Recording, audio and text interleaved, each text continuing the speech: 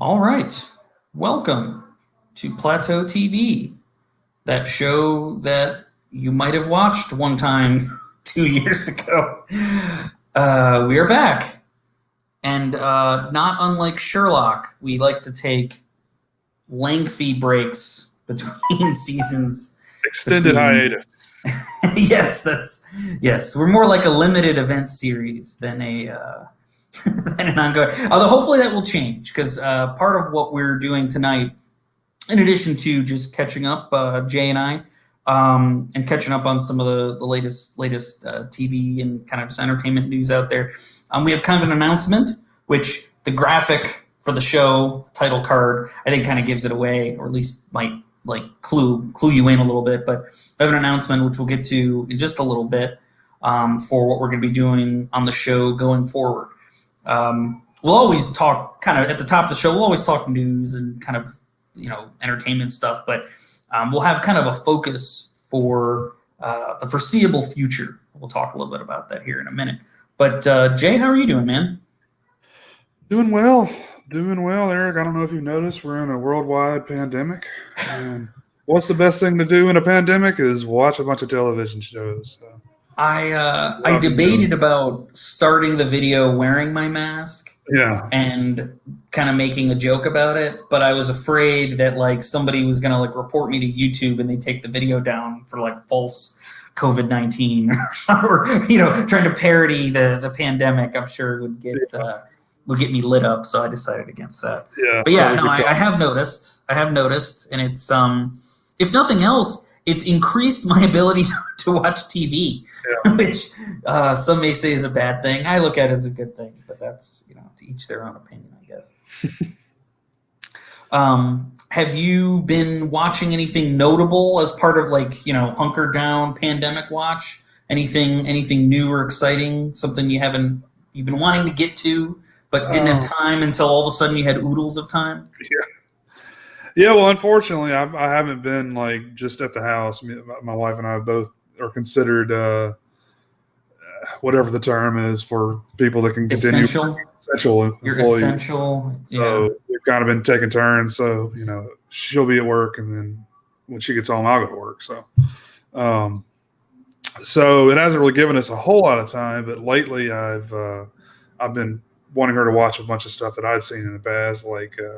Couple of two shows that these seasons weren't particularly liked by critics. True Detective season 2 and Fargo season 3, which I actually enjoyed both of those quite a bit. True Detective season 2, man, I tried. I defended it right up until the end. It was the sort of season for me anyway.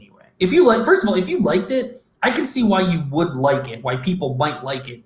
There are good things in it, and I feel like some of the actors really turn out good. Like Vince Vaughn, I've heard some people pick on his performance that season. I think people are just pissed off that there's zero comedy. This is just full on intense Vince Vaughn. I agree. I thought he gave a good performance, right? And I actually felt like his character had, unlike some of the others, had a fairly satisfying arc, or at least there was something there that he had to work with. But just, I guess it was sort of the central mystery of the season.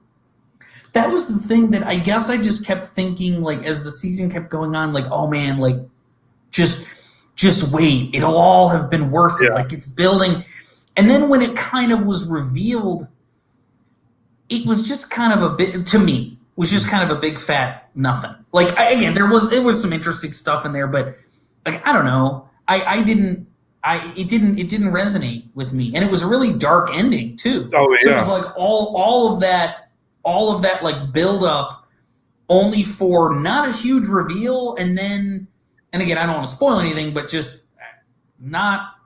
Our heroes do not go off into the sunset. That may be why I love it so much, because I love endings like that. I don't know why, but very, very bleak. Because, Colin Farrell, I think, also does a great job in the show. And he's another guy that catches flack sometimes. But, Vince Vaughn, man, This put Vince Vaughn back on the map for me because I didn't really know what he was, doing some cheesy, comedy with, the guy from King of Queens or something, Kevin James. But he was back on track with that, and he did Brawl in Cell Block 99, I think is the name of it. Which is like really brutal movie too. He has the same kind of demeanor in that film. He's just, you kind of know him as like the jokester, right? The like comedy guy, but he really is like menacing. Like I don't want to spoil anything, but there's one part where he does some pretty hardcore stuff that is not typical of what you would see Vince Vaughn doing. But anyway, I enjoyed it. I think the reason why it caught so much flack is because it contrasts very hard from the first season. Yeah. First of all, there is no Woody Harrelson, there is no Matthew McConaughey. I think that was a kind of a lightning in a bottle type scenario. Oh, for sure. Great show. True Detective season 1 is amazing, and it's really dark and grimy. They've got like blue filters on the lens all the time. It's gray, and then you go to this, and it's it's set in L.A. and it's all or the fictional city of Cincy or whatever it's called. Yeah. But it's in California, bright. It's just very different, and I think that really the characters and the actors is really what leads this season as opposed to the first season. I think. Well, so part of why I gave it such a shot for so long, and again, I find it hard to hate it, right? And the reason is because to your point. It is a very because again, what True Detective has done, or like what they've committed themselves to, is kind of an anthology format, similar to Fargo. Each season's going to tell you kind of a contained story with a different set of characters in a different location, different circumstances.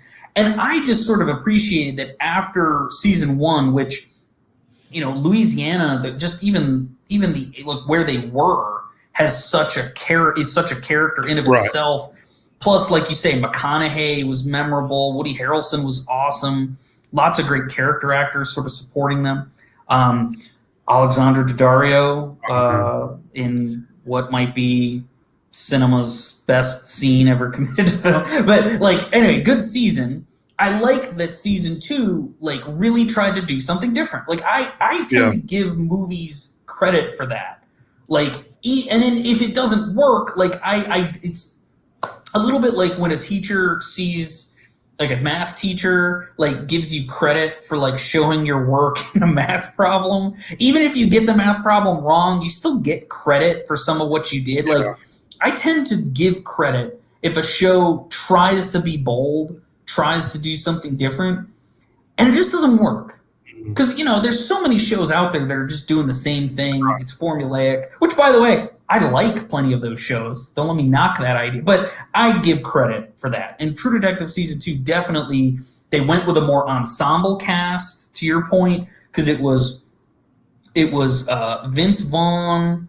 It was, oh, God, I can't remember his name now. Tim Riggins from Friday Night Lights, if you can remember that actor's name. They were kids, right? That's right. Yeah, I forgot about him. Yeah, like you say, Colin Farrell. Rachel McAdams.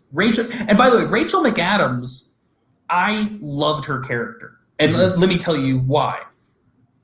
All too often in Hollywood, I find, maybe just to me, and especially in this era we're living in now especially, but all too often in Hollywood, when a woman character is a badass, she can do everything like a man can do, exactly the same, only better. So she's taking on 6-foot dudes, just completely nailing them, knocking them down. Rachel McAdams' character was a realistic badass. Yeah. She had a fighting style and an approach to how she was going to deal with dangerous people that was broken down into, if I was really a woman shaped like Rachel McAdams, 120 nothing pounds, short, slight, there's a scene in True Detective Season 2 where she, again, I don't want to spoil the whole context of it, but she basically fights some big, muscly dude. And she had, I forget if she had it out like a knife out like in her hand or if she had it like between her fingers, but she basically had like these little knives in her hands. And her whole fighting style was basically this big dude like grabbed her. Before this guy knew what happened, she had like cut and stabbed him like 20 times. And then like he held on to her until like he realized, oh my God, there's like 2 gallons of blood like falling out of my body. And she got away. Like, and I just, and again, that was just one example of it, but I just loved that she was a realistic, badass woman in a movie. Which, by the way, like her character probably could have just dropped me like straight on, like in a full, like I'm, you know, I'm not that special here, but I'm just saying, like in movie land, they do that a lot, and I appreciate that there was a realism there with her character where she was just as badass but focused. So yeah, I give that season. What was the other one? Fargo season 3 was the other one you mentioned. Ewan McGregor. It's kind of a similar thing where like I felt like it was slow going. Great act again. Ewan McGregor acting his ass off. Yeah. The chick from Scott Pilgrim. God, I can't remember anyone's name today. Mary Elizabeth Winstead. That's right. Mary Elizabeth Winstead. She acted her ass off too. She had an awesome role, really great role for her. And even the villain.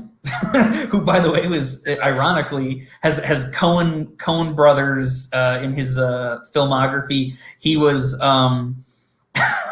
he was Knox Harrington in The Big Lebowski, although far more menacing and dangerous in Fargo season 3. But anyway, everybody's acting really well. It was great. I just felt like it kept building towards something, and then at the end, it just kind of like let the air out of a balloon, and nothing ever came. Again, to me, because like I felt like. And again, I don't want to give any spoilers, so maybe someone else would watch it, or maybe you watch it and you like how it all plays out.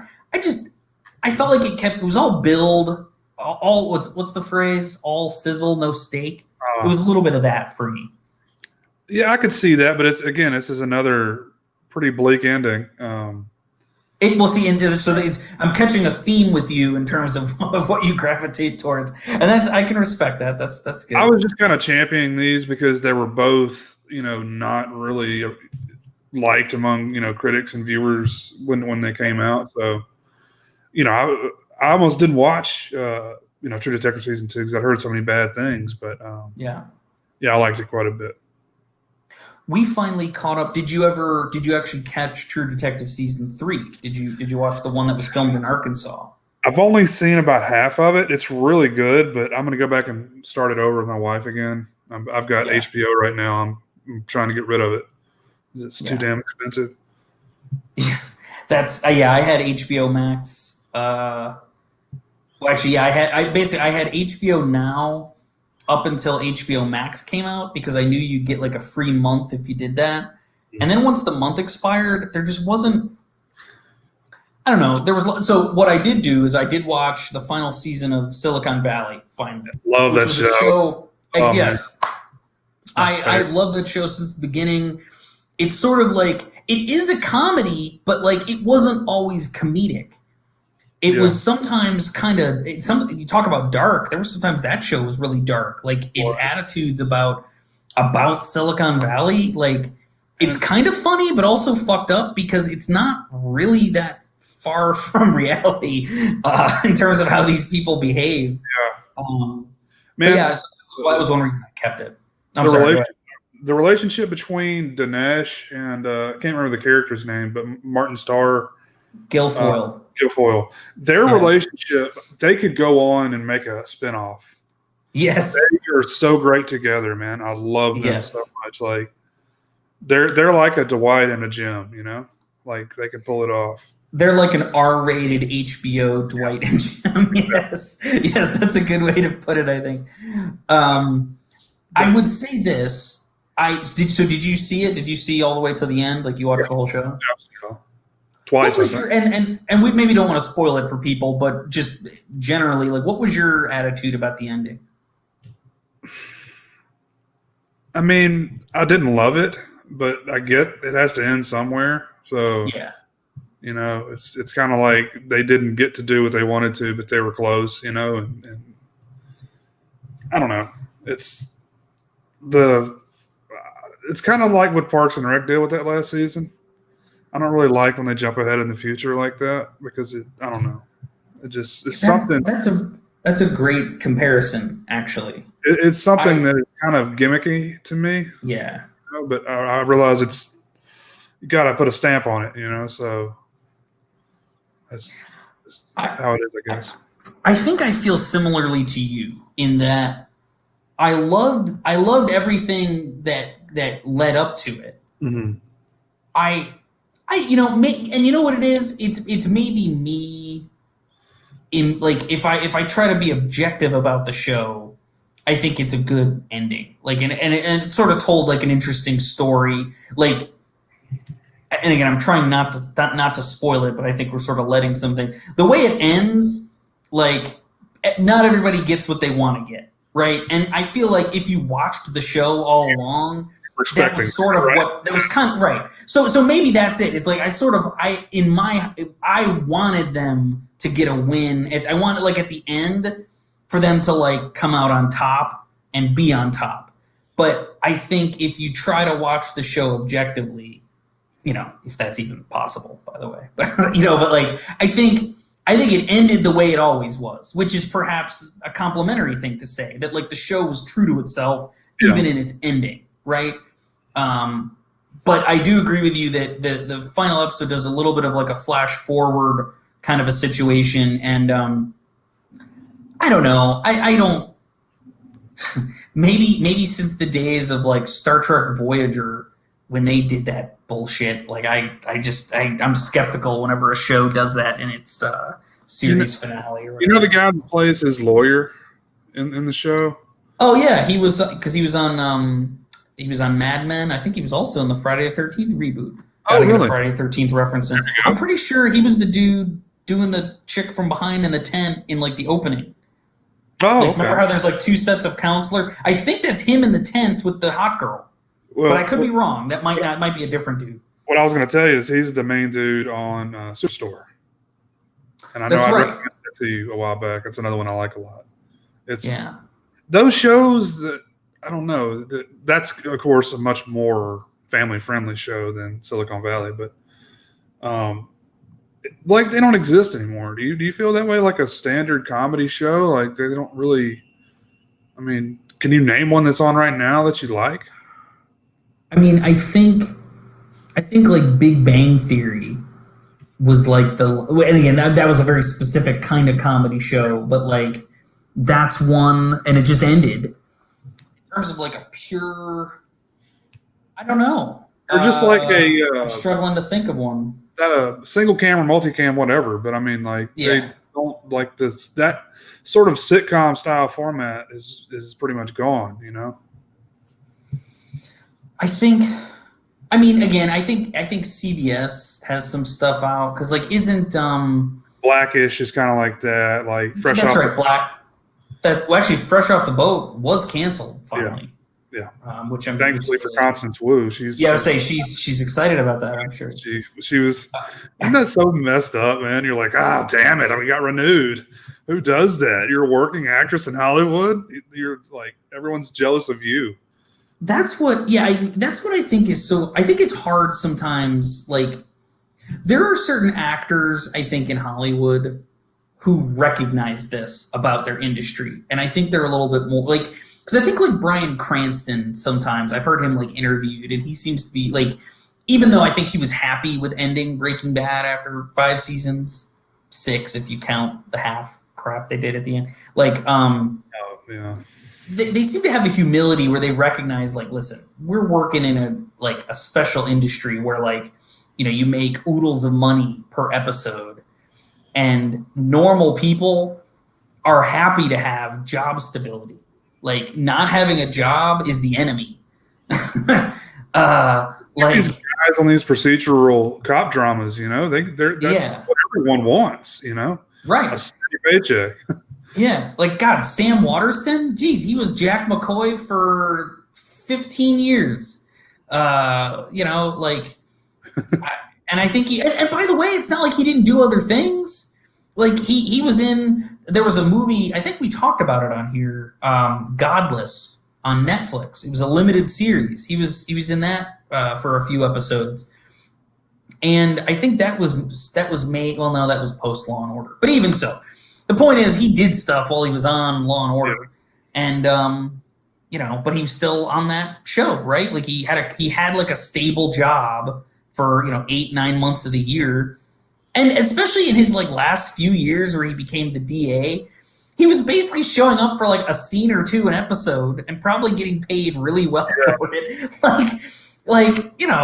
Who cares? Like these people who listen. I suppose if you worked in the industry and you need to be creatively challenged, I guess I can understand. I get it. If you have the money or you have what you think you need to have to go out and try and do something different, I get it. But like the people who work on a show like that, like the Fresh Off the Boat show, like there's all kinds of like crew and like production people that, not the people pulling in hundreds of thousands of dollars an episode, that like they depend on these shows for their livelihoods. And when they get canceled or they end, they got to go find work again. And there's only so many shows on the air, Mm-hmm. So I think that's something people don't really think about, all that goes into a show. They just, know what they see on the screen. But, I was thinking also Goldberg's. It's kind of, I don't know if they're canceled or not, but I know Brian Callen is canceled, so. Oh, God. It's not, we could, if we go down that road, Jay, we're never coming back. So my understanding, and I could be out of the loop on this, is that the Goldbergs, that's kind of a comedy. That's still so, and I think it is still on the air. Basically, what I think happened though is that the show, like the guy who created the show, the guy who's like Home Movies, he always showed. So it's a little weird in terms of the Goldbergs, like what they're going to do. But I think he has left the show. So Adam Goldberg. Yes. Really? Okay. I think like from a creative standpoint, I think that's kind of interesting. Like, and what I don't know is, did he decide, like his contract was up and he just decided to leave, or they weren't paying him what he wanted to be paid? I don't actually know what happened. The thing I read made it sound like he just kind of was like, you know what, we've done like 6 seasons or 7 or however long it's been on. Like, I'm good. Like, I think I need to do different things. It's to end. It's not near the caliber it was. Yeah. But they must have gotten, with the contract, they must have gotten access to his like family movies, because I keep wondering when he's going to stop being able to tie it to his childhood. But at the end of the episode, they usually play some, crap that lines up with the episode, so that they're still doing that at least. So I didn't realize he wasn't involved anymore. When he stepped away, there was like a thing I read where basically like even the new showrunner said like, oh, and there's plenty of like Adam family footage that he's like given us, or like that we have access to, that like, so don't worry, that's still part of it. So, but that's what I mean. Like, unlike a lot of shows, like that guy is kind of intrinsically tied to it. You're basically doing a show that's kind of a dramatization, and I realize it's a comedy, but it's like his life. Yeah. Turning that into a show. So he's left the show, but you're still making the show about his, like, I don't know, something weird about that to me. Well, it's another show where the kids all grow up. Like, they've tried to keep the older siblings they've been in college for like 7 years or something. So yeah, they were seniors in high school for like 5 years. Because it's like always the 80s, right? Like it's been the 80s now for like, and I think some of this kid's life, I think, bled into the 90s. Like, but I don't think they ever will leave the 80s. I think that's kind of the conceit of the show. Did you happen to see the episode of I forget what they were going to call it, but it was a spinoff, and it revolved around Brian Callen's character at the school? I did not. I didn't see it. I knew they did it, but I didn't see it. Wasn't great. Which kind of stinks because I like Brian Callen. Like, I've liked him since his Mad TV days. And I'm always he has one of my favorite lines in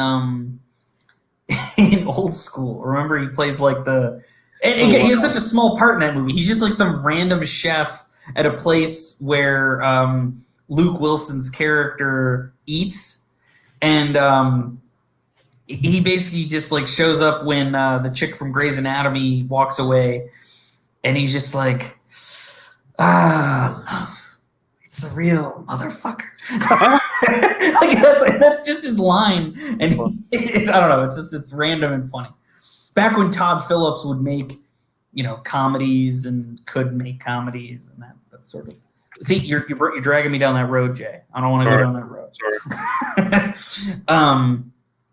So the only things right before the pandemic struck, there were a couple like new shows that were just concluding. So like the latest season of Better Call Saul was amazing. And I know let's do a quick check-in, because weren't you trying to catch up on Better Call Saul? I'm still in the first season, man. I didn't get very far. That's definitely a show worth, similar to Breaking Bad, like it only gets better as you go, which seems weird. Usually the opposite is true.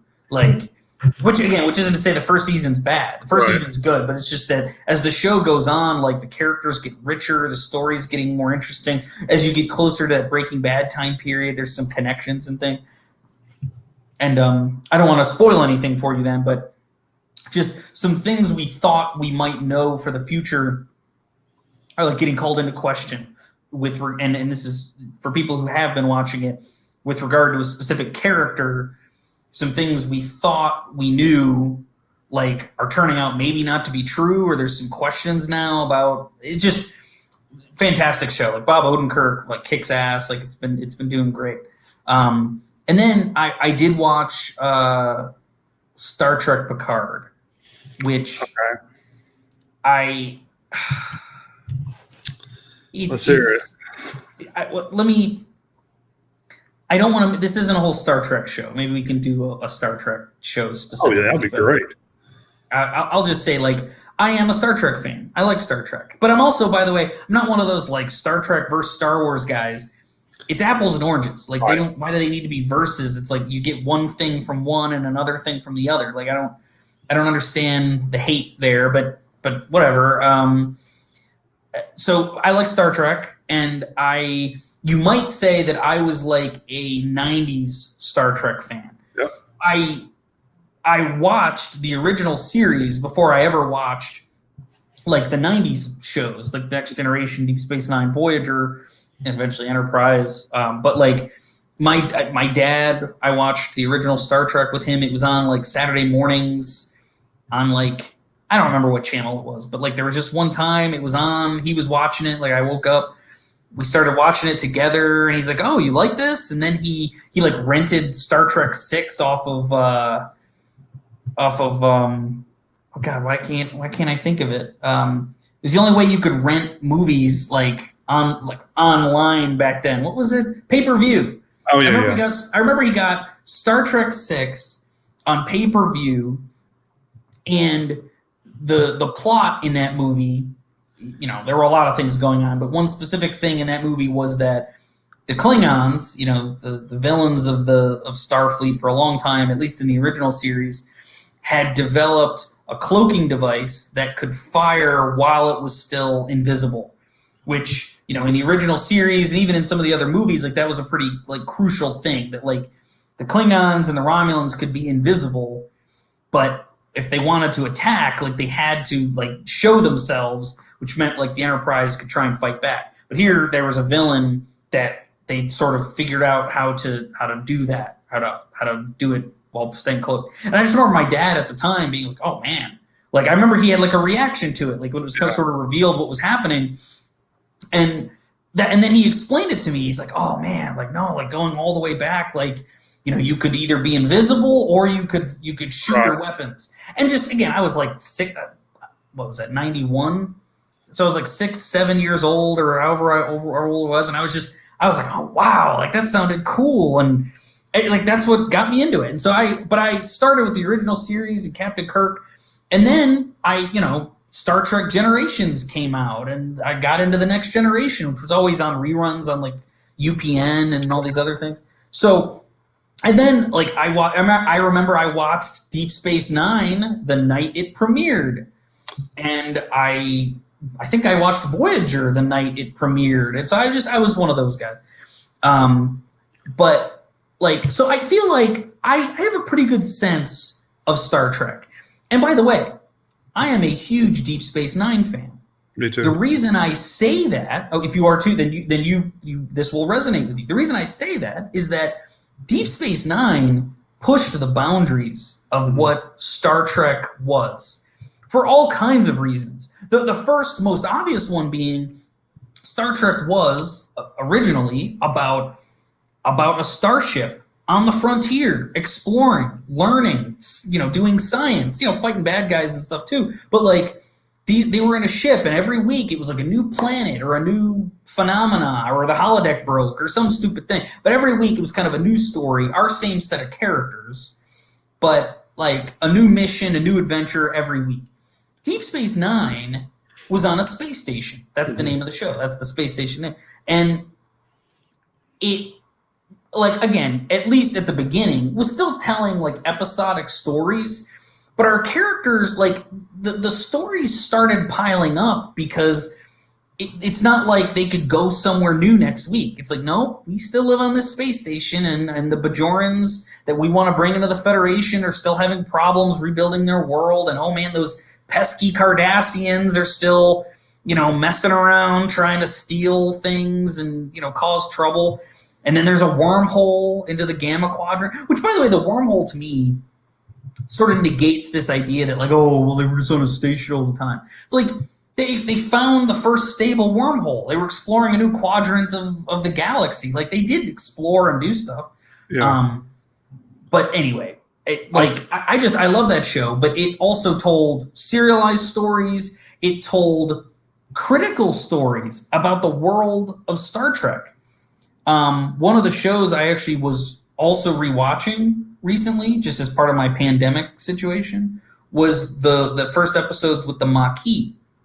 The Maquis were Starfleet terrorists, basically. The kind of idea that Gene Roddenberry probably would have been very much opposed to, by the way.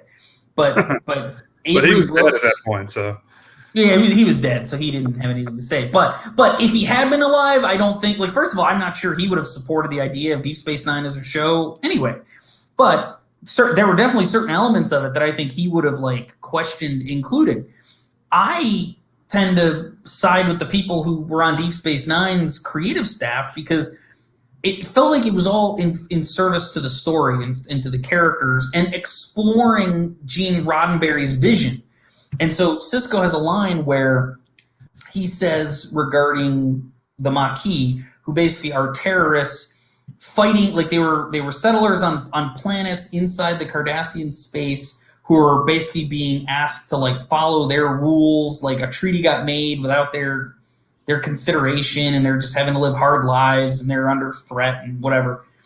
Captain Sisko says, it's easy to be a saint in paradise, referring to Earth, but essentially kind of referring to the Gene Roddenberry vision of the world, of the universe, saying, like, our characters in Starfleet live basically privileged lives. It's easy for them to be good and noble all the time because that's the life they live. But this other set of characters live on these other planets that have to deal, they're not on Earth, like, they don't have that luxury. And it was just an interesting concept. Like, I don't know how you felt about maybe that's why, again, you were talking about liking kind of the darker aspects of things. Deep Space Nine definitely is the dark Star Trek show of the 90s. Well, I was a big fan of Worf, and of course he, if you watch The Next Generation, he moved over to DS9. And a controversial decision at the time, I think, among the DS9 fans. But yes, please. Didn't Quark also move over there? No, Quark was a new character. I think Armin Shimmerman, who played Quark, played a Ferengi on The Next Generation, like either in one of the first episodes, because they were introduced on The Next Generation. But so Quark was only on Deep Space Nine. Yeah, he was only on Deep Space. Okay. I'm getting them. See, what I was going to mention is these shows, why you're probably such a fan of Star Trek is because from 88 through basically, 2000 almost now, like, there's always been a Star Trek show on. and they kind of overlap. 2004 or 2005, I think, would have been when Enterprise went off the air. But yeah, there 2005, was you're right. continuous. You're right. There was something like 7. Well, I think the original series is counted in this number, but basically, like, there was a number I saw in the hundreds of continuous Star Trek episodes made from, like you say, it's like 87 or 88 until like 2004 when Enterprise was canceled, which is just amazing. Yeah, I mean, but it makes for, if you're a fan of the show, you've got something to watch. But I kind of gave up around Voyager. I don't know, maybe midway along with Voyager, mainly because I didn't like the female captain. No, I'm just joking. I like Janeway. She's not what I dislike about the show, and I love that ship too. That's my favorite ship. The Intrepid class. Yeah, Voyager had a neat look that I liked, and I liked the folding nacelles. I thought that was kind of cool too. But mainly Next Generation and Deep Space Nine is. I watched all the original series stuff, and I like a lot of the movies too. But really, those characters, Next Generation, and so tell us about Picard. Like, sorry, yeah, that's where we got. So laying the base, I like Deep Space Nine. So I am not a Gene Roddenberry, like, Star Trek is only the Enterprise, like, purist. I wanted to lay that foundation because so Patrick Stewart at this point, like, I should just like type and show on the screen Ibid. Amazing actor. Mm-hmm. Like, he acts his ass off in this movie because I don't think I've ever seen him not be good in anything he's ever been in. He takes even, like, there are some cheesy episodes of Next Generation. Like, look at episodes for, like, seasons 1 and 2 of The Next Generation. Oh, and yeah. Damn it, Patrick Stewart is, like, given 110% in every one of them, turning, ludicrous concepts into, he's doing his best. I feel like the central story of Picard was an interesting one. So I forget. So did you watch it, Jay? Like, you did or didn't watch it? I haven't seen Discovery or I haven't seen Enterprise. I haven't seen Picard. Okay, so I've seen. Oh wow, you haven't seen Enterprise? Wow, really? The Scott Bakula show? Scott Bakula. I was trying to think of who the captain was. I was trying to say Kevin Sorbo, but that was like Andromeda or some other show. It definitely suffers from some problems, but I'll tell you this: like, it's light years better than, like, Discovery or. Well, so here's the thing. So Picard, I don't want to give away. I actually recommend you watch it. Form your own opinion about it. If you ever want to get CBS All Access, CBS All Access actually is going to be doing kind of like a soft reboot of its service, I think, in early 2021.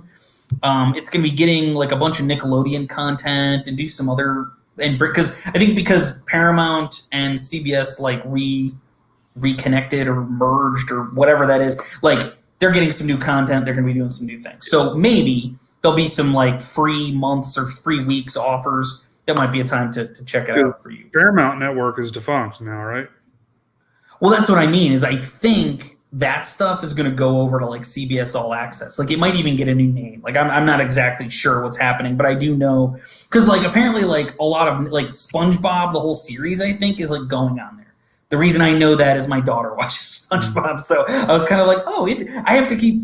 Only the first, like, 5 seasons are on, like, Amazon Prime, so she's watched those, like, 10 times over. And I feel bad because I was like, there's like 11 seasons of, or however many there are, of SpongeBob, and she's only seen, like, not even half of them. Oh, is it only 11? I feel like it'd be more than that. It might be more than that, actually. But it's a high number, and there's a few movies in there too.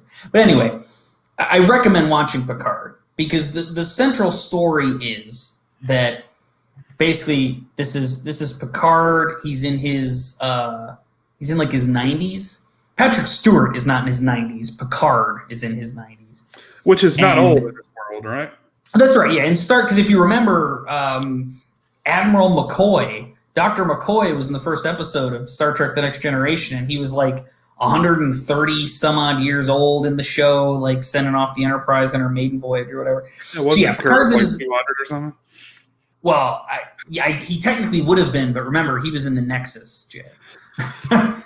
Before they killed him off unceremoniously.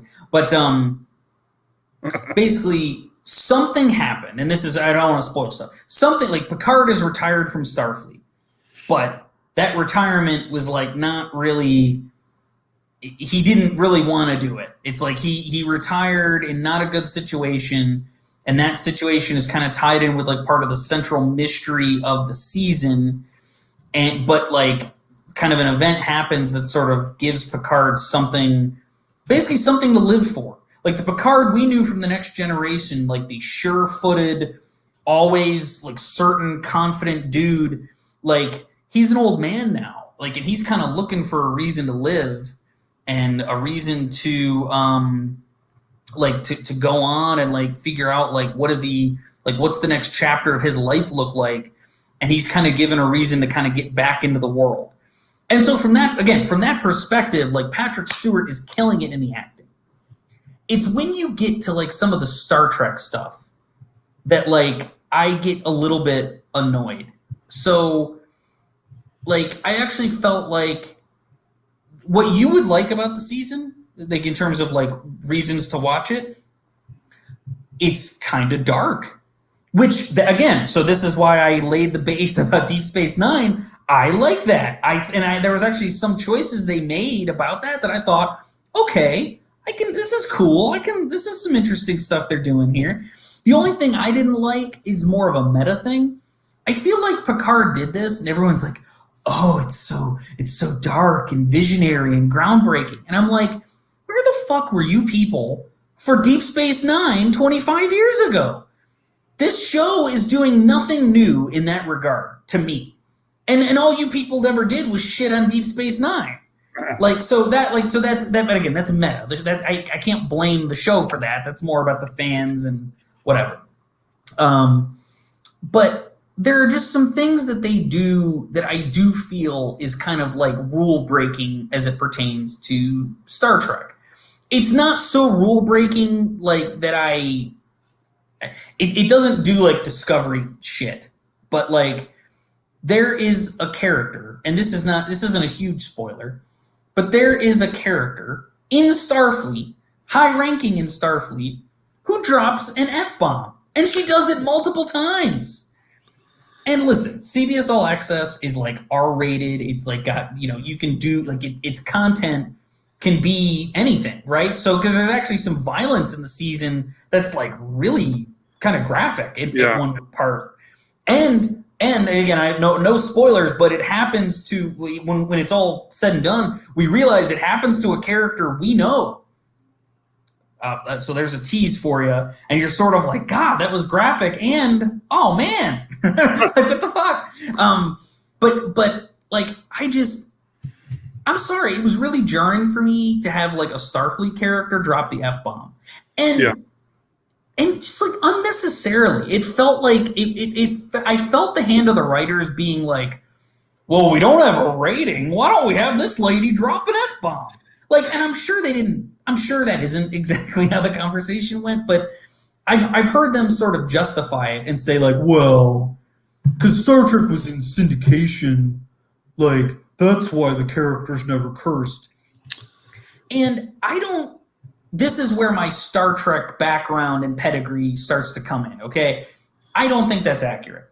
When in Star Trek 4, when they're back in 1986 Earth, Spock makes specific mention to Captain Kirk of the fact that, hey, people are using this language around here that I don't recognize. Like, what's the deal? And Kirk, he's a dude. He knows the history. He's like, well, people, they used a lot of colorful metaphors, and I'm trying to remember exactly the line, but it's like, people didn't pay attention to you if you weren't cursing every other word. I think he said it's some line like that. It's a funny line. But basically saying Spock is not used to hearing shit, and they don't drop the F-bomb in that movie, but I think shit was the word that's used a lot in that movie. And so what that tells me is Spock's been around, right? He's been in Starfleet for over 20 plus years. He's not familiar with people cursing like that. Like, yeah, Bones says damn sometimes. Bones even said son of a bitch in Star Trek 3. So again, it's not like they don't ever, but I'm sorry. the F word, there's a reason the F word can only be used in a PG-13 movie once, all right? Like, that's another echelon of cursing. And by the way, Dr. McCoy was kind of a unique Starfleet character. You know, down-home country doctor, right? He kind of wasn't in with the whole Starfleet culture anyway. But this is like a leader in Starfleet just dropping an F-bomb and just really out of place. And it just kind of turned me off. I could see that. Yeah. Star Trek purist. Totally. And that's the thing is I'm not like that. I wouldn't even say I'm a Star Trek purist. There are certain things, like if you're going to do it, have a good reason, right? Like there was a guy I used to work with who he made a comment to me about like, if you're ever like, if a movie or something is ever going to do something that like, because this guy was also like really into guns. Mm-hmm. And his rule was like, listen, I know a lot about guns, and sometimes movies are just really stupid with the way guns work. But if you're gonna break like a rule of physics or like break, how guns work, like make it cool. Yeah. You're doing it because you're trying to do something cool. There's a reason for it, right? But like this, there was no reason. It wasn't like Picard dropped the F-bomb, like in some like really insane situation. Maybe that I would have bought, because like, oh man, like if they're giving Picard the F-bomb, like, wow, we're in some serious shit here. But it's power up the motherfucking shields or something, It's like something like every day. Yeah. But by the way, and let me just, because again, I want to be consistent with my problem here. There was another character on the show, not a former Starfleet character, a little bit more grizzled, living their life a little bit more on the edge, who does drop the F-bomb too. It maybe more than once. It's not like I was checking boxes every time the F word was dropped, but that guy. Okay, like I get it. Like this guy's kind of living the rough life out on the edges. He might drop an F-bomb every now and again, and I was willing to accept that. But they didn't use it judiciously. They didn't make it cool, to stay consistent with my argument. But there was a heart and soul to the season. So again, I want at least let's cover my overall feelings. There was a heart and soul to the season that I think is very impactful. If you're a fan, like you say you are, I think emotionally, the sort of arc of the season would resonate with you. Mm-hmm. And I think you'd actually be really interested to see what happens. That said, like the way that they resolve a particular season-long arc relating to Captain Picard, I found deeply unsatisfying. And honestly, it felt like something that they did when they realized they got renewed for a season 2. Like, it just feels kind of tacked on, really unexplored, and just kind of ludicrous, frankly. And I say that in the full knowledge of understanding I'm talking about a world where ships travel faster than light, planets get blown up sometimes, the Borg assimilate people. Like, it was just the sort of thing that seemed to come out of nowhere. And it's just lazy writing. Or like people just sort of making last-minute decisions, and I don't know. The Vince Gilligan Breaking Bad like rule of writing, write yourself into a corner and have to figure out how you get out. I feel like sometimes the way you write yourself out of the corner, or like the people doing it, like they're not equipped, they're not clever enough to do it. And I feel a little bit like that's what happened with this particular storyline. But I encourage you to see it, Jay. Again, if you are a Star Trek fan, so of the new Trek, Discovery, Picard, oh God, Lower Decks just came out. I haven't watched it. I've only seen clips, but I'm not subjecting myself to that show. Does it have clips of like hardcore porno or something in it? No, but it just, what it looks like. The thing is I wouldn't even insult Seth MacFarlane by saying that it's sort of like a Family Guy version of Star Trek, because I think Seth MacFarlane has shown through his show The Orville, there are many fans of like classic 90s Star Trek who love The Orville, because they're sort of getting, like, that show is sort of doing what 90s, like the way they're approaching stories and like they're doing stuff, kind of like 90s Trek. There's sort of a reverence for like the material that they're kind of trying to parody, that you just like the new Star Trek. It's almost like they gave the Star Trek franchise to a bunch of people who don't like Star Trek, but they have friends who like Star Trek, and they're making the Star Trek that they think their friends might like. Because it's like there are things that seem like they might have been a good idea to someone who thinks their friend who liked Star Trek would like it.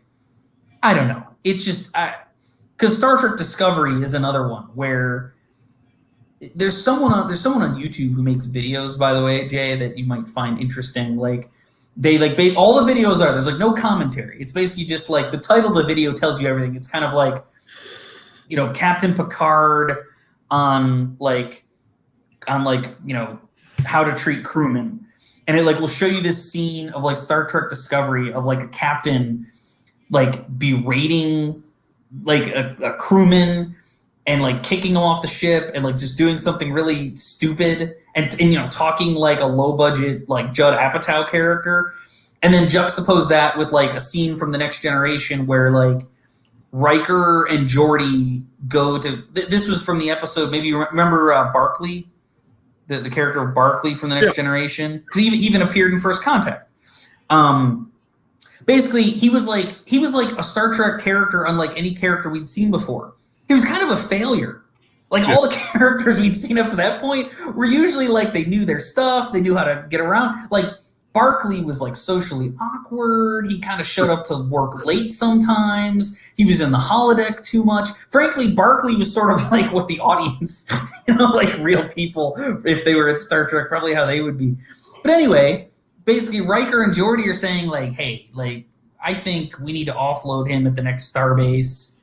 I don't think he's like, you know, Enterprise material. And Picard basically says, no, you know what? This is on you. If this guy is not up to snuff, you know, you're his ranking officer, Geordi, like engage with him. Like, how do you make him better? And Riker, like, how do you enable, basically saying the thing that you would think a Star Trek captain and Picard of all would say, like, no, we don't give up on people. We make them better. And if this guy isn't succeeding, what can we do to help him succeed? Whereas on Star Trek Discovery, just for some cheap, like, joke, like, oh, you're dumb, we're going to kick you off the ship. It's kind of like I say, someone who didn't really understand Star Trek or think they understood Star Trek, like, writing to what they think a Star Trek fan would like. And it's plain in the material. Star Trek Picard does a little better. Mm-hmm. I think they knew more eyeballs would be on this one. Yeah. Like they couldn't like, and also Patrick Stewart was involved too. I think he probably held them to a pretty high standard. But that's my new Star Trek. Like, I mean, Picard was old, like when that show started in '88, right? So I mean, I know it's because Patrick Stewart went bald at an early age. So I think he was in his 50s. At least Patrick Stewart was in his 40s or 50s or something like that. So what is he now? Like in his mid 70s? I think he is in his 70s. Yeah, I think it's like mid to late 70s. I think he's pushing. He's up there. Yeah, I mean, if only we had access to a to the infinite font of all knowledge to get an answer to this question, but it's just. And again, I'm not the reason I want that's I tried to lay the base of this criticism, by the way, with Deep Space Nine, because my favorite thing about Deep Space Nine is that it's an evolution of Star Trek while still being Star Trek. That's the thing. Like, Captain Sisko is every bit in the Starfleet that Captain Picard is in. He's absolutely not Captain Picard. Like, Captain Picard is an explorer. He's on the forefront. He's like out there to see what's around the next corner. What can he learn? Captain Sisko, and I'm stealing this somewhat from the people who make the show, but like I'm a big fan of it. Like, whereas Sisko's more of like a builder. So the fact that he ended up on Deep Space Nine, like, again, it resonates with his character. He likes to see a thing through, get his hands on it, make it happen. Like, build like so the whole his whole mission. The story of Deep Space Nine really is the story of Bajor. If you remember, like that was the whole thing, is that this station was a Bajoran station. The Bajorans had just gone through something akin to the Jewish Holocaust. Like the Cardassians had occupied their planet for like 50 years, killed a bunch of them, were at war with them, doing all kinds of terrible things. The Federation kind of intervened, helped them, and like there's a treaty. And the Bajorans ostensibly want into the Federation. The Federation wants to bring Bajor in, but before they can join the Federation, there's like a lot of work that needs to happen. They need to rebuild the planet. They need to get things figured out with the Cardassians. And then in the middle of it, they discover this new wormhole in the Gamma Quadrant, and it makes Bajor valuable all of a sudden. And so like the story of Deep Space Nine is like, how does Bajor come from like post-war, totally destroyed society, need to build a government, to being good enough to be in the Federation? Which, by the way, it should be noted, when Deep Space Nine ends, they actually still aren't a member of the Federation, which is sort of interesting. The show actually never did pay that particular thing off. There was also a huge war, which was another thing that I think Gene Roddenberry would not have been very happy about. That Deep Space Nine showed war in Star Trek, like full blown, which was always one of my favorite parts of it. By the way, the ratings were down for DS9 at that point. That's why it got kind of pulled earlier than intended. I mean, if you listen to the showrunners and you listen to the people like who made the show talk about it, well, so Worf was a ratings ploy, to be sure. Right. That kind of the brief, maybe lasted a season. I can't remember how long it lasted, but like all of a sudden, like kind of war and conflict resumed with the Klingons again, which is sort of how Worf got brought back into the show too. But like that was a ratings ploy. Like, hey, everybody loves the Klingons, and like they remember Kirk fighting Klingons, so have him fight the Klingons. Deep Space Nine guys didn't want to do that. Like I'm pretty sure that was forced on them, doing the Klingon bit. And I'm pretty sure Worf was forced on them too. Now, you say that, they turned Worf into like a three-dimensional, awesome character, way better than he ever was on The Next Generation on Deep Space Nine, in my thinking. But they really they wanted to keep building to the war with the Dominion. I think that was always part of the plan. And the Klingons kind of sidelined that for a bit. But when that happened, I think that was always what they wanted to have happen.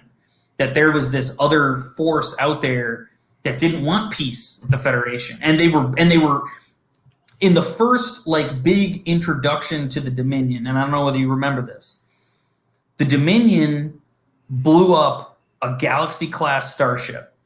There was this big, like kind of a big battle scene, and they did that on purpose. They basically were saying, and it wasn't the Enterprise, but they were basically saying it could have been. Right. These guys are so bad that like if Picard showed up in the Enterprise, like they were going to get blown up that's how tough the Dominion is. That was basically the idea. Like take a ship that looks like the Enterprise and blow it up and say, these are our villains, right? So that's cool. I'm sorry, I do have to react. Cole is in our chat. Hey, Cole. He's referencing part of a Star Trek episode where Commander Riker, he's mentioning the actor's name, Jonathan Frakes, seduces a race of lesbian aliens and throws their society out of whack. Is that an episode? I don't remember that episode. Is that true? This is probably remind me. Riker, pre-beard. Oh, okay. So season 1 or 2. Okay, that sounds like that would be right in that zone. All right, I'm with you. But what was Troy? She was half Beta Z. And they were really sexual, weren't they? Like, didn't they go to a planet with them one time, and they were all really like stuff going on? Well, let's say I think you're combining episodes. This episode, it's funny. We're having our Star Trek show tonight. Like we've gone down a hole here. No, but there is a planet. There's basically like a planet of hedonism, where they beam down. And maybe like the women.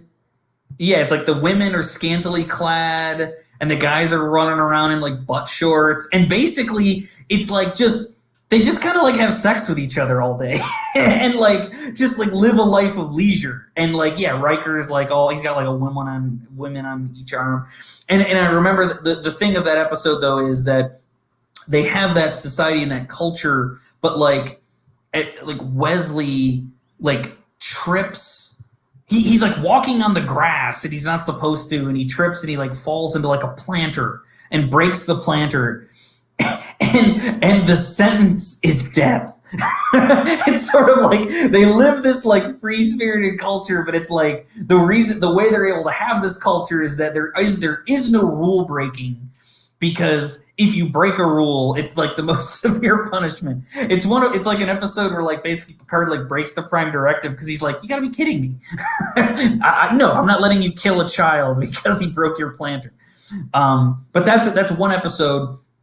I actually am not sure there is an episode where they ever actually go to Beta Z of like they show Beta Z. There could be. I'm sure some geeky fan out there will tell me I'm wrong, but no. What you're thinking of though is that Beta Z, in Beta Z culture, when you get married, if you're having a Beta Z wedding, everybody at the wedding has to be naked.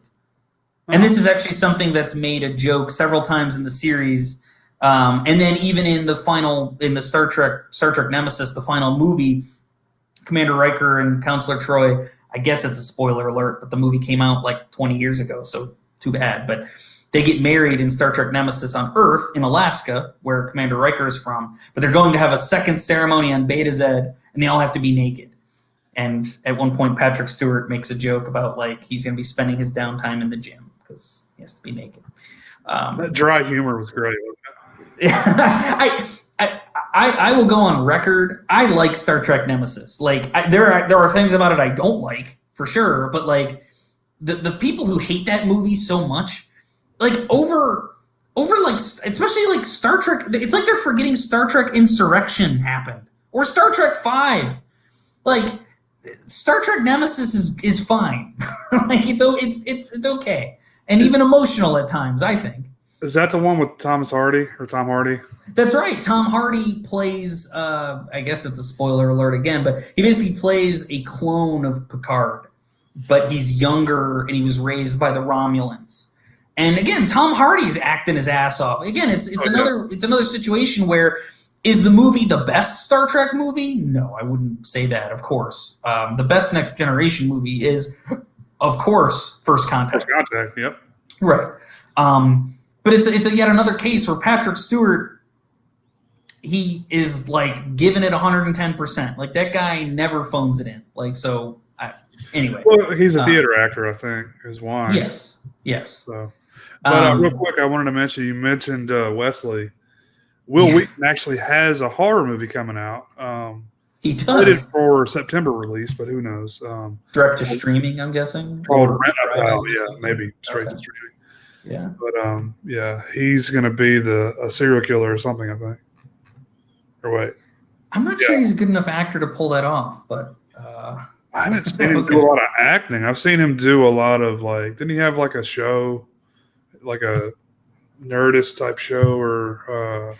As a matter of fact, yes, he panel show like The Soup or something at one point. He had so I think he did have that. He also has an after show. And for the viewers at home, this is my cat, Darla. She's always trying to get on my lap during the show. She finally made it. There is an after show to Picard. And apparently he's going to do after shows for all Star Trek shows because he just did one for Below Decks. But, he hosts kind of like a post – kind of like the Talking Dead. Talking Dead, yeah. Talking Bad, or what was it, the Breaking Bad one was? Whatever. Yeah. That show always annoys me because it's like, The Walking Dead there's a reason I quit that show, right? Like, and every week he has to show up and be like, man, that was awesome. And it's like, no, it wasn't. And it wasn't, but you're paid to pretend that it was. Anyway, Will Wheaton is doing an after show for Picard. And the one thing I just have to give it credit for is like, I think he's more genuine than, I can't remember. Who is the guy from Talking Dead? Chris Hardwick. Yeah. I feel like Chris Hardwick always oh, sorry, I think my cat sat on something. Maybe that was just in my ear. There was a loud beep. Um, there was basically like Will Wheaton is just very genuine. I think Chris Hardwick comes off kind of fake and like a company guy. And clearly it's not like Will Wheaton's not being paid, but he just sometimes when he's talking and interviewing the actors, like the shows are a variable length because sometimes when he does like interviews with the show's actors, he talk like he's just like it reminds me a little bit of the Chris Farley interview show. Oh yeah, remember when like it's a little bit like where he's just like, God, and it was really awesome when you did this, and like how like tell me how cool it was to film that thing. Like there are parts that are like that, and I kind of appreciated that. Like there was a genuineness to it that was kind of cool. But yeah, he does do that, and he's apparently doing it for other shows. Did you ever see the Fanatic, the John Travolta movie?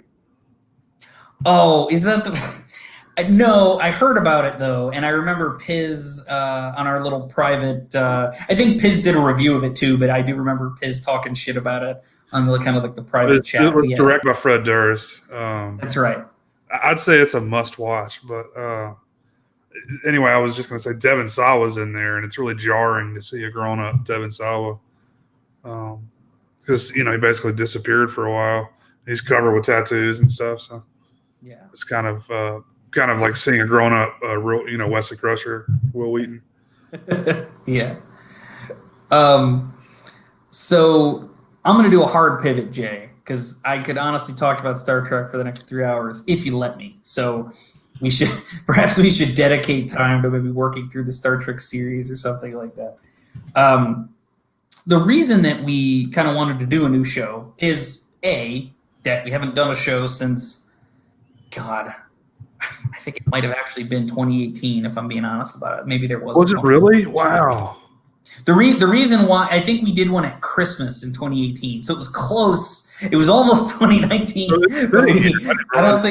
I think we went the whole year. And obviously, like we did Sausage Factory shows, and I've appeared on some shows with you and Cole.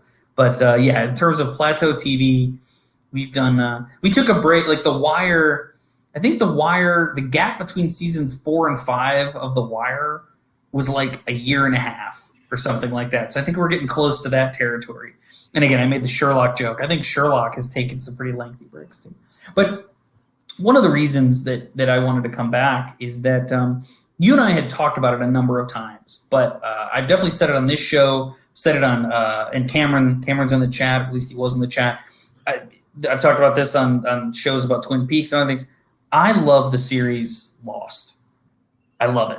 And I know that Lost has its haters too, people who are critical of it. I am critical of Lost too, by the way. I am not just a blind, oh, it was the best thing ever. Like, let's talk about Walt, okay? And I don't want to spoil anything, Jay, but I just do want to, so you're not super disappointed. There are some things that are going to come to light about Walt that the payoff on it isn't great.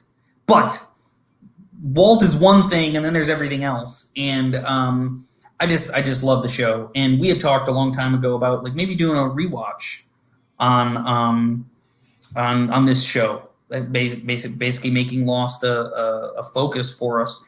And it seemed like a particularly good idea because I think you had shared with me that you have seen like maybe the first few episodes of Lost. Yeah. But you did. Oh. You said, okay, we did a show in 2019 about Game of Thrones. You're right. Okay, all right. So it's still been more than a year now, but more than a year, but it's close. I didn't know yeah, it is close.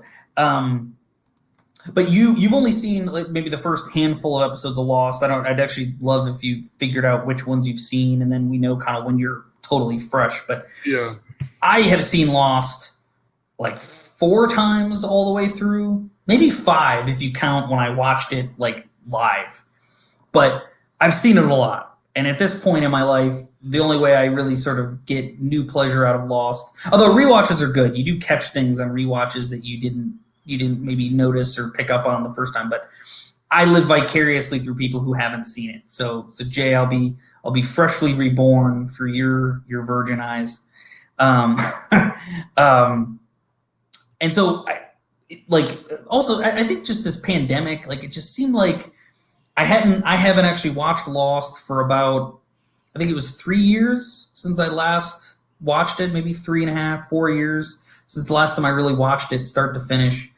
And I just kind of had a hankering for it. Like, again, I don't blame the pandemic, blame my wanderlust, blame lack of good alternatives, but I wanted to do that. So that's the big announcement. I don't know how big it is, but we're going to start doing a Lost rewatch on this show. And so it'll be a series rewatch, kind of the structure for it. And again, loose structure, because we may make adjustments based on how the episodes fall and whatnot. But we'll do 4 episodes at a time. And my logic there being that's what's basically on the DVDs or the Blu-rays, of which I have, in fact, what a missed opportunity. I have the Blu-ray set that comes in the special packaging. I didn't think ahead. I was so excited about hopping on here with you, Jay. I didn't grab it. I'll bring it when we do our next one. I have the Blu-ray set that's got the Blu-ray set, Jay, has mysteries. You have to figure things out when you like unpack it. There's like a black light and there's like little messages you can find. It's really cool. So we'll do 4 episodes at a time, and then we'll kind of, we'll talk about like, well, what, character, like what new characters did we meet? What mysteries were presented? What are questions, or and Jay, I'd like to make you a huge part of it, because I kind of would like to get your reaction. Like, you're not watching it as it originally aired, but what was your take? What did you think of these characters, the actors, that kind of stuff? Sure. It's one thing I'm really interested in, because obviously I missed it when it was live. I knew it was a really popular thing, and I don't know if this is the same for you, but I'm kind of intimidated when a show has a long run like that, and it's like you're like, man, I've got 100+ episodes to watch. I just don't know if I want to invest in that, right? Especially because there was a lot of mixed reviews that I'd heard. I didn't pay attention to a lot, but the Soup like referenced it and stuff, so I knew about it that way. My sense of it would be that if you could make it through Twin Peaks season 3, which gave no answers and resolved nothing and ignored entire plot lines and characters that it itself created episodes before, like the people who dunk on Lost, like I'd be willing to bet there are people who dunk on Lost that love Twin Peaks season 3. And to those people I say, fuck you. I'm sorry. No, I don't. I'm trying to be funny. Did you follow up with JJ's shows after that? I know, didn't he do one? What was the one? I never watched it either, but it was like all about Fringe stuff. Fringe, yeah. I loved Fringe. Really? Fringe was kind of like, it was at the time it was billed as kind of like the X-Files, but it really was not anything like the X-Files. It was really its own thing, and I love that. Like, I actually love Fringe. Fringe was great. I don't have the affection for Fringe that I have for Lost, but I actually very much liked that show. That was a good show that did some cool stuff. And it was also a show that I would note, like, Fox. I think Fox had like people in like the executive class that really liked Fringe too, because in some of its later seasons, Fringe's ratings were not great. Right. And yet Fox kept kind of coming up with reasons to bring it back.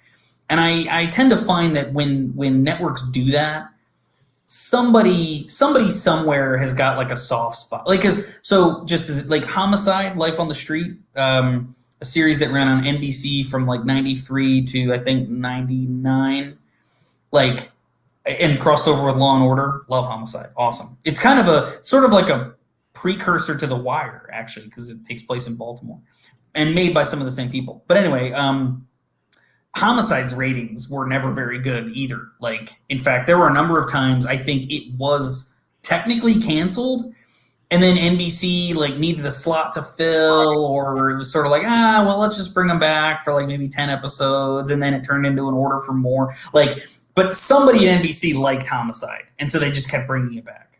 So I think that Fringe fell into the same category. But I think part of what I'd like to bring to this too, and I'll say that at least as it pertains to the first season of Lost, that I actually didn't watch that season live.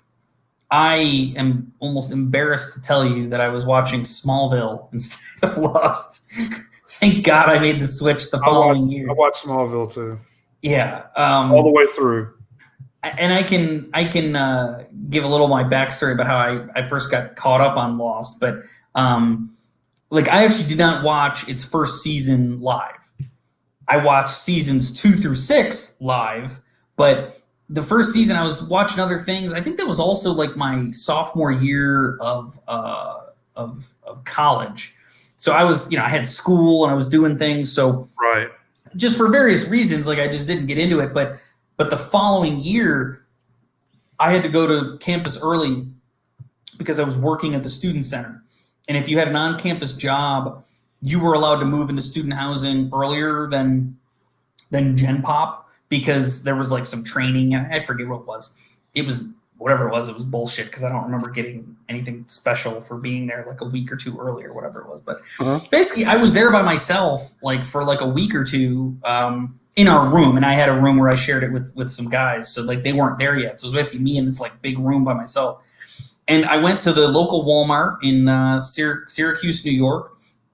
And there was a huge display of DVDs for Lost. I mean, like, it was like, you see them now where it's like just this massive pile of them.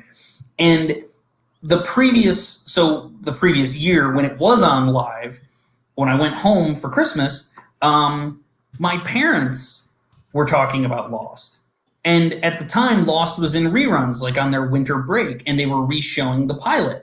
And so I remember, like, I don't know, like my mom was ironing and my dad was like just sitting on the couch, and I was just walking through doing something. And my dad was like, "Hey, have you seen this?" And I kind of came in near the beginning of the pilot. I didn't see the very, very beginning, but early enough that my dad was like, "Hey, have you caught this show? This is kind of interesting." And like I sat down and I watched it with him.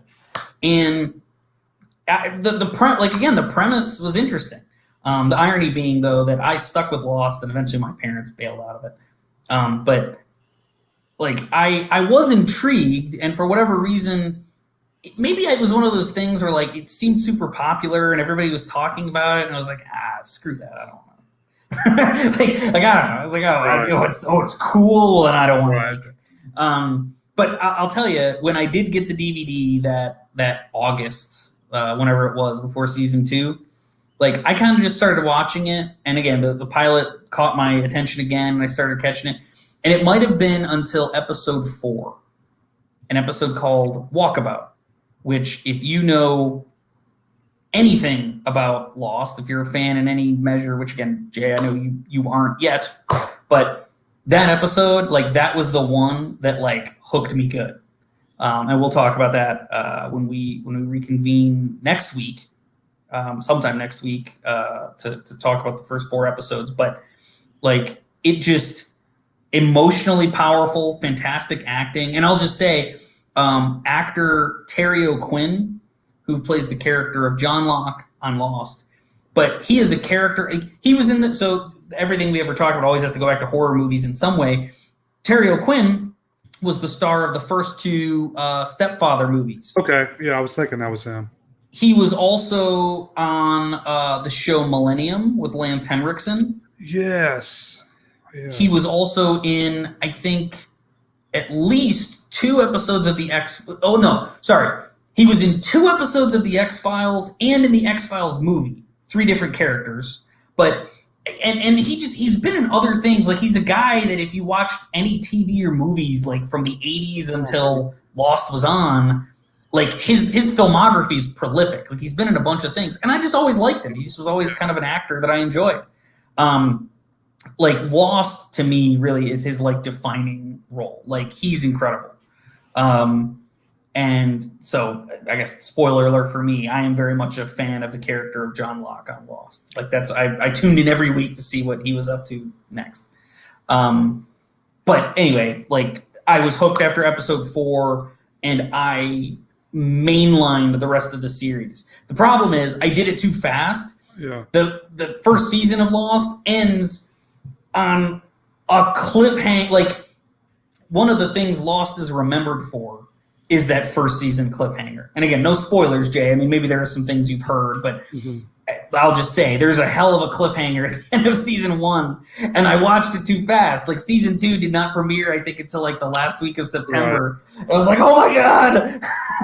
Like, I felt bad. I felt sorry for those poor bastards who had to wait since May. It's something that people can't appreciate these days, having to wait, because I remember having a big cliffhanger, and it's been a year or almost whatever since you watched this episode. It's like, man, I don't even remember what happened in the last episode. It was so long ago. Yeah. And Lost definitely did kind of have some of those issues, because as we were talking offline, but like in later seasons of Lost, the people at ABC, like, Lost was really, I think, a prototype for like the kind of binge culture that we have now. Mm-hmm. If Lost existed today, if it wasn't on a network, that is, like, people would want to binge it. And in fact, I think people do. It's on Hulu, and you can do that. It used to be on Netflix. I don't think it's on Netflix anymore, but I one of the times in my past cycles of watching it, I think I binged it on Netflix. It's a totally different experience, like having to wait a week between each other. And so again, all this, I went down this rabbit hole just to say, part of what I want to talk about too in our episodes is to talk a little bit about like what people were talking about from week to week. So like, how were fans perceiving what we just saw? Like, what did they think happened, or what were they talking about? And it was really the first, like the creators of the show always talk about how Lost was really the first social media show. Like, I'm not sure if that's entirely accurate, but I would say that it was certainly helped by the internet. It's long been a claim of mine that if the internet really existed in the days of like Twin Peaks, I think Twin Peaks might have lasted longer. Yeah. Because I think that like part of Twin Peaks, and also the fact that they made like DVDs and stuff. Twin Peaks had the problem of, in that era, a show was on and then it was on to the next week. And unless you could catch a rerun of that show, it's not like you could go down and buy like VHS tapes or DVDs. Right. I think eventually Twin Peaks did get put out on VHS, but I actually don't think, and if Cameron's still in the chat, maybe he can check me here. I'm not actually sure those came out until long after the series was, like, until the 2 seasons were done. But the point being, like, it was a series, like Twin Peaks was a serialized show. If you wanted to get caught up on Twin Peaks, there wasn't an easy way to do it unless you knew someone who was taping it, or you caught reruns when they happened.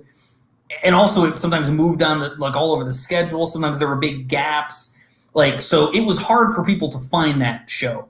Even in spite of that, the fans did stick with it. Like, they were that passionate, but it died the death that it did largely because it lived in the wrong era. Lost, on the other hand, lived in the right era, where not only did they have reruns, but there were DVDs. And then in later seasons of Lost, you could watch the show online, like abc.com. You could watch episodes if you missed one or whatever. So there were ways of catching up once it got heavily serialized.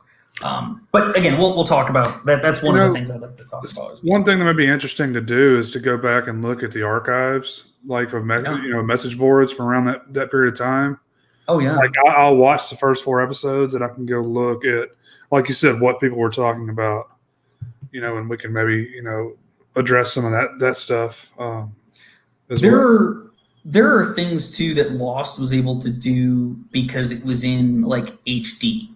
Like, HD was in its like infancy back then, but like the creators of the show, I think, quickly realized that people were they were like, and it was, by the way, it wasn't just DVDs and the fact that like you could watch online. Oh God, why can't I think of it? What's the?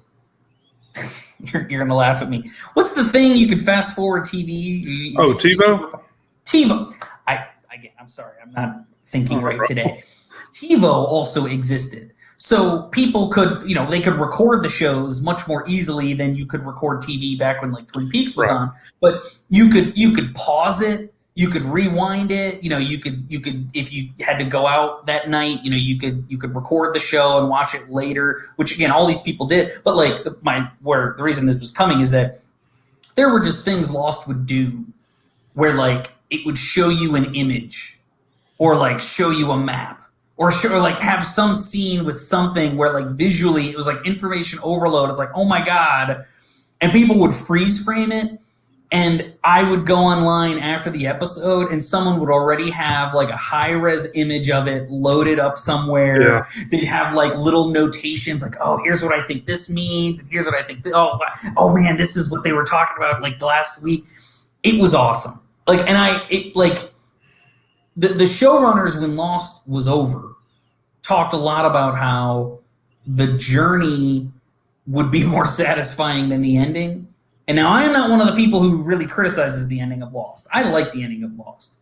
It was emotionally satisfying, I think. But I do think that resonates, that the time spent watching it and like figuring, like I was dating my wife when Lost was on. Like we used to get together every Wednesday. Like we would order, and my best friend, we would order Chinese food and set up in front of the TV, always with plenty of lead time, mind you, make sure we don't miss it, like to watch Lost. And, we would just, I remember there was one episode in particular in like the third season that was a little bit spooky. And like, I remember I got so serious at one point, like I would turn down the lights because I wanted to have like maximum visual quality for if there was anything we needed to catch, I wanted to be able to see it. Like there was an episode where like, I remember we like all kind of like looked at each other because like Lost really, it was a genre show, but like there were some scary, freaky episodes that like made you get goosebumps watching it. Yeah. It seems silly to be honest, it's akin to Game of Thrones that way. Before Game of Thrones shat the bed, like there were episodes of Game of Thrones where like, when they were first introducing the White Walkers that were freaky as hell, man. I mean, remember like when you first figured out that the White would come, like when the White came to life and tried to kill Jon Snow, tried to kill the leader of the Night's Watch or whatever. Like there's just freaky shit on that show. Anyway, Lost had that too. So that was something else that I think contributed to like what made like Lost really was lightning in a bottle. Like Twin Peaks was described as lightning in a bottle. Like you couldn't recapture like that first season magic for Twin Peaks. I think that's true, by the way. And I'm someone who likes the second season, despite the fact that David Lynch himself seems to have retconned himself into hating it. But regardless, let's not make this about Twin Peaks.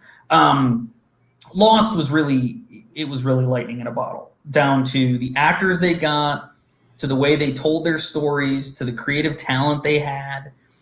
And the reason I know that it was lightning in a bottle is that Lost, there were so many pretenders. Like NBC created Heroes. I hated Heroes just because like NBC's whole story around Heroes was like it's like Lost but without the waiting. Like we're gonna give you answers. It's so funny you bring that up. I've been thinking Heroes this entire time. Yeah, because it was right around the same period of time it came out, and Heroes was a direct response to Lost. Like it was basically NBC trying to capture the fact that Lost had a big cast, it had mystery, but like, one of the complaints about Lost was like, well, are they ever going to answer these questions? It's like, well, yes, and they did. The overwhelming majority of them, by the way. So before we get into this, Jay, I just want to set that bar that like people saying like, well, they didn't answer anything. Bullshit. They absolutely did. And if you have any questions as we're going through it, I'd be happy to help clarify. But like Heroes, well, that was their whole thing. So, well, we're gonna set up mysteries. We're gonna answer them.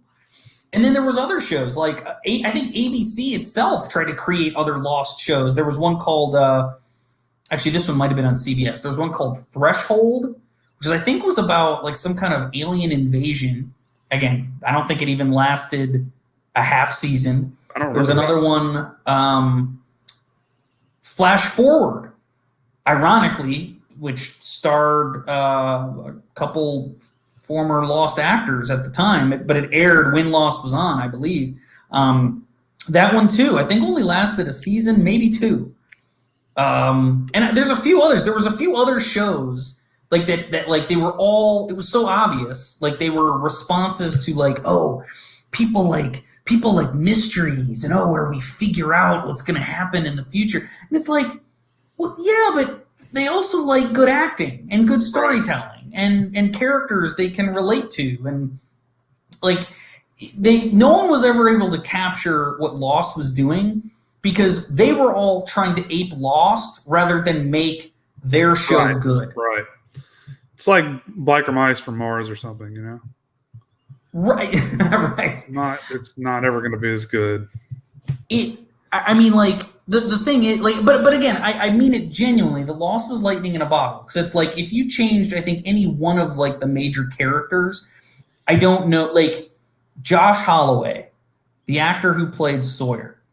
Like whenever I rewatch Lost, like as the show went on, I told you, like, so John Locke, played by Terry O'Quinn. Locke was and is still my favorite character. I love him. When I first watched the show, though, Sawyer was a character I didn't like as much. And over time, he grew on me. But, like, I just, for whatever reason, he wasn't my favorite. My best friend liked him, but he wasn't my favorite character. And I grew to despise Jack. Oh, this is like the hunk, right? Yeah. Josh Holloway was always shirtless, and he's all, like... The thing is that on rewatches, like Sawyer, I still love John Locke. Sawyer is approaching my love that I have for John Locke. Like, he's always got, like, a funny one-liner. He gives everybody nicknames. He's just, like, he's a complex character. You're never really quite sure why he's doing what he's doing. And it's just sort of interesting on rewatches to sort of, like, you know, knowing some things that happen, like stuff that he does. Like, but my point is that like Josh Holloway, like fucking the guy who played Hurley, Jorge Garcia, originally he's the guy who auditioned for Sawyer.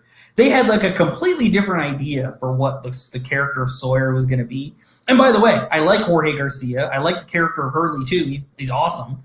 But like that Sawyer would have been totally different show if you make him Sawyer and, you know, Josh Holloway's not on the show, right? And that's true of just, like, I don't know. I mean, it's probably okay to talk about some of these things. Like, if you were a fan of Lost or you know anything about the show, some of this stuff I don't think you haven't heard before, but I don't know whether you've heard this, Jay. In the original conception of Lost, they wanted Michael Keaton to play the lead character of Jack. The reason they wanted this is because what they were going to do was kill him. They wanted to introduce Michael Keaton as the lead character. And hey, we love Michael Keaton. Michael Keaton's Batman. He's awesome. He's funny. He's brave. He's smart. And he's our hero. He's our leader. And then in like part 2 of the pilot, they wanted him to get killed. Because they wanted to put the audience off balance, be like, holy cow, like we thought this was our guy. What the hell do we do now? And the originally Kate, the character of Kate, was supposed to be like our hero character, or the one that we would, you know, quote unquote follow. Obviously, they decided not to do that, but it, you know, Game of Thrones, which admittedly was following books, Game of Thrones eventually did that, you know, after a whole season, you know, and again. I think Game of Thrones was brave for doing it. I think that actually made the show until the end pretty darn good. Like, holy cow! Like, it's shocking. Yeah, no one is safe. Yeah. You've taken your hero and killed him. Like, if he can die, anybody can die. Like, how crazy is that? But anyway, Lost was originally playing with that idea. They didn't do that, though, obviously. And they hired Matthew Fox of Party of Five fame, and he became Jack. And but again, I'm just like, that was one conception of what the show could have been. Hell, it's funny now to talk about it, but when they were pitching Lost to ABC, they pitched a episodic series. Like, oh, no. Every episode is standalone. It doesn't, it's kind of like, you can just drop in whenever you want. You don't have to pay attention. Like, they flat out lied to people at ABC about what this show was going to be. Although, it's fair to say that, like, the first, I don't know, maybe call it 8 episodes of Lost are kind of episodic. Kind of, sort of. Like, they don't end on the sort of, oh my God, what's going to happen, cliffhangers that later episodes will. But I would say pretty much after that episode, every episode ends and you're like, holy crap, man. Like, I really would like to be able to play the next episode if I could. By the way, that's actually another reason why I'm trying to do 4 episodes at a time. Again, if you really have to watch the next episode after you watch 4, Jay, I wouldn't blame you. But I'm going to try not to, just so I don't get mixed up. Yeah. But I do, like, it's something that I think will help because it'll kind of instill a fake, we're sort of creating it. We're sort of creating a fake patience in you, but, like, at least I'm not making you go episode by episode. There are some like Lost rewatch shows out there that have done that, and I won't hold you to that. Also, too, I don't want to do 120 plus episodes. Given how bad we are at keeping up with Plateau TV, I want to make sure we can do this and we succeed. But yeah, we'll do 4 at a time, and that's why. But I'm sorry, I think you were trying to say something. You brought up Matthew Fox, and I always make the joke, like, I forgot he was on Lost, so I'm like, Party of Five? What the hell's that guy been doing? I don't know. He did Party of Five, and I'm looking back here, man. This guy had a solid 20 years of, like we were talking about before we went live. Working actor status. That's that's awesome. Yeah, and I think a lot of Lost actually had a lot of actors like that. I won't spoil who it is, but there's a character who gets introduced later. That I'll only say that there was some mystery about this character, but I always had an inkling of which way this character leaned because I had seen the person in something years before, and I just sort of knew if they've got this guy, I know, I think I know where this is going. But to that point, he was kind of well, I already spoiled it to he. That's all you're getting out of me. It was the sort of actor who kind of was in a lot of different things, and then finally, with Lost, landed it. Hell, Evangeline Lilly, who played Kate, she won the friggin' lottery. She was a background actress in an episode of Smallville, and then auditioned for Lost. And got on the show. I think she was 22, 23, so maybe. She was unheard of, basically. She was a relative unknown, living in Canada, and she landed this gig and basically just shot to the moon immediately. Which, first of all, amazing actress. She's really good. The reason she made it on the show is she's awesome. But she and then the character of Jin. I actually was a big fan of his on Angel.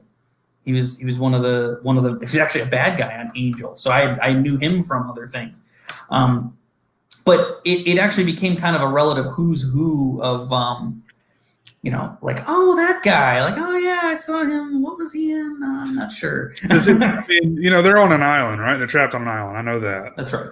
The plane crash, right? And then that's right. We got a Gilligan's Island situation where it's now the Globetrotters show up this week. They crash land on the island too. Right. I think some of the people who maybe wrote Lost off initially thought oh, okay, what is this, a dramatic Gilligan's Island or Survivor or something? And then I think there are other people who kind of they just saw it as being some sort of like, yeah, like, oh, okay, it's gonna just be sort of like that. And I don't. So the one thing I do want to talk about a little bit, and we'll talk about this too, kind of as we go through the episodes of the series, but a lot of the vitriol that was like aimed at Lost was like, oh, they were making it up as they went along. How dare they? There's kind of a part of me that it's like, that's kind of how TV is made. Like, there are very, very few shows that get made where the people who make it, like, they kind of know how it ends. Right. And in fact, the only show I can think of like that is Babylon 5. And even that show kind of did, like, even that show changed a little bit, like, as it went. Like, there were things that, like, actors left or different things happened or something worked better. And, like, he would do, like, he did the ending a little differently than he originally kind of had it in his writer's Bible.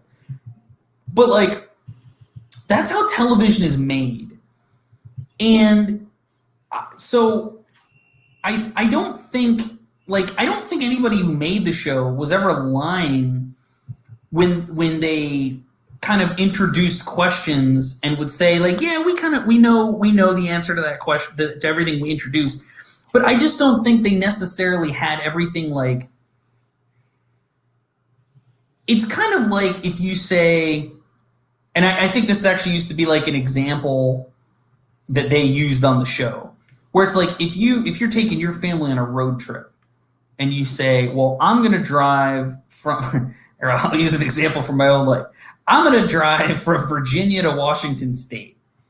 Like, it's like, you know you're going to Washington, but are you going to go through, because, like, and I'll just, in terms of, like, I'll talk in Google Maps terms, when I was scoping this out, there was kind of like 2 or 3 routes. And in a lot of them, like, they started out kind of the same, but, like, at one point, like, in Ohio, we could have just been like, or sorry, I think it was Illinois. We could have kept heading west, like, into, I think it was Wisconsin, and then I'm showing my geography ignorance here, but basically you could have just kind of kept heading due west, and what I did was start drive, like, you get to Illinois and then you start driving north through Chicago into actually there's Wisconsin up there, up into Wisconsin and then Minnesota and then North Dakota, and then go west. But there is a route where you can just keep heading due west, and then somewhere later you start trending north up to Washington. And so, like, I think that was kind of their philosophies. It's like, well, we'll introduce this question, and we kind of know, like, yeah, we're going to Washington, but, maybe they decided to go west for longer before they headed north versus heading due north sooner. Like, I don't think they ever lied ever about, like, having an answer to the questions and the mysteries that they introduced. I do think in some cases there were things that fans, like, harped on as being huge mysteries that they, for whatever reason, didn't think too deeply about. And they were kind of like, well, yeah, but we kind of explained that. And, like, for them, they were like, yeah, we explained it with, like, that one line. Whereas fans who had been obsessing online for, like, 2 weeks were like, but what do you mean? Like, oh my God. But, like, there's all the, like, I think that actually did happen to them, where, like, they introduced things and then they would, like, give an answer they thought was satisfactory. Right. And then they'd, like, go on, like, the message boards or whatever and be like, oh, wait, no, that was not enough. Like, they don't think that that's right. Or they, like, and there were even things that, like, fans thought were mysteries that weren't, that they would even, that they even sort of, like, would nod to in the show, which I thought was kind of funny and meta. I don't think it's a huge spoiler to say. At one point, there's a bird on the island that has just kind of a funny screech. And I don't remember why. I think it was just the sound effect they used for the bird. But fans online thought that the bird was saying one of the characters' names in its screech.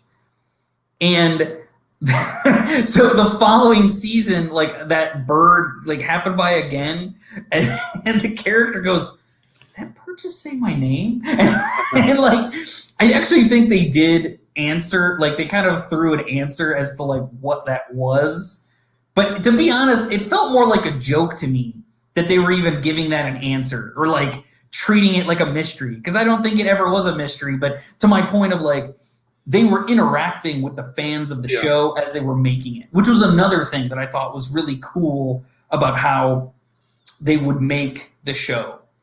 And God, like, and we can go so far with this too, Jay, because I don't think any of it is still in existence. I should look it up, but there was even like online fan experiences. So like between seasons 1 and 2, like if you go to the Lost page on abc.com, like based on like feeding certain answers into like a computer or something they had up there, like you could unlock like a script page, or you could like find like deleted scenes, and like there were just like and there was also like clues about what would happen in the next season.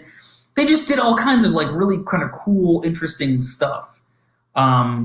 And I think even after like season 2, like, so the thing on abc.com between like seasons 1 and 2 was just kind of like, I don't know, ABC, some like bored intern over the summer probably put it together. Between seasons 2 and 3, they had like a full-fledged, like, what are they called? ARG? Like augmented reality game or whatever. Basically, like, there was a legitimate game with like information and mysteries to figure out and like decoding things, and like people were committed to this. And I think the people who made the game like didn't realize how passionate people were. So it's like they'd release new information and the fans would figure it out like instantly. There was like an army of like geeks out there like waiting to get their hands on this stuff and figure it out. So I mean, but they did like cool stuff like that, you know, other shows would sometimes do like kind of just, you know, some little stupid thing that didn't amount to much, but like Lost, and they did it throughout the run of the show, because there was that. They even they had someone like write a novel that like tied into the show. Like there was a guy that was on the plane who, it's okay talking about this because I don't think there was like a huge spoiler or anything with it, but like there was a guy who was on the plane who like was an author, and he died, and Hurley found like the manuscript for his book, and like in one episode of Lost, like you see Hurley reading it by the fire, and like ABC, like they released that guy's book. Like you could go, I think it was called Bad Twin. Like it was a book you could read. And I forget, like I'm not even sure, like there were things in the book that might have like pointed to mysteries on Lost or clues, but as I remember, it didn't amount to much. But this is what I'm saying, like this is like the amount of attention that they put into the show. Like they actually hired a guy to go write a novel and like tie it into the show. Like it's just crazy stuff like that, which I just think is kind of cool. It's like unprecedented, man. Yeah. So anyway, I don't know if we need to belabor the point here, but that's kind of what we're doing, and what we're going to try to do. And I say try because I'm guilty of this certainly more than Jay is and actually we can hash this out on the air, Jay, that's no problem, but like I'm thinking either weekly or bi-weekly come back. I think in that amount of time you can get 4 episodes in. And we'll come back and we'll talk about the 4 episodes. We'll talk about kind of the elements we were talking about here, like what were the 4 episodes? Let's go through the plot, like how did the story advance? You know, what questions were introduced? And again, since I've seen it, this is kind of a no spoiler situation. Like spoilers will be revealed as they happen on the show. So if you guys, you know, if anybody out there is watching this and wants to watch it with us, you haven't seen it before, you know, as long as you keep pace with us, you're not going to get spoiled on anything. But I would say one thing I will do is that, to the best of my ability without spoiling anything, I'll try to call attention to things that like, hey Jay, maybe pay attention to this or keep an eye on that as you go forward. I'm not going to explain why, but maybe just it might be a good idea to to see what that guy's up to, because there might be something that plays into it. But that's but that's what we're gonna do. And so again, weekly or bi-weekly, we'll try and keep and we'll try and maybe put out some notice before there's gonna be an episode, so that if you're trying to keep up with us, you can kind of get the episodes in. But like I said, I'm actually super excited about this because, again, I love this show. I think, Jay, as you get into it, like, why I love it will be apparent to you. Mm-hmm. And by the way, at this stage of it, since I basically know all the mysteries, like, it really is about the characters. It's about the journey. The characters on this show, like, everybody has like an arc. Everybody goes through like some interesting things.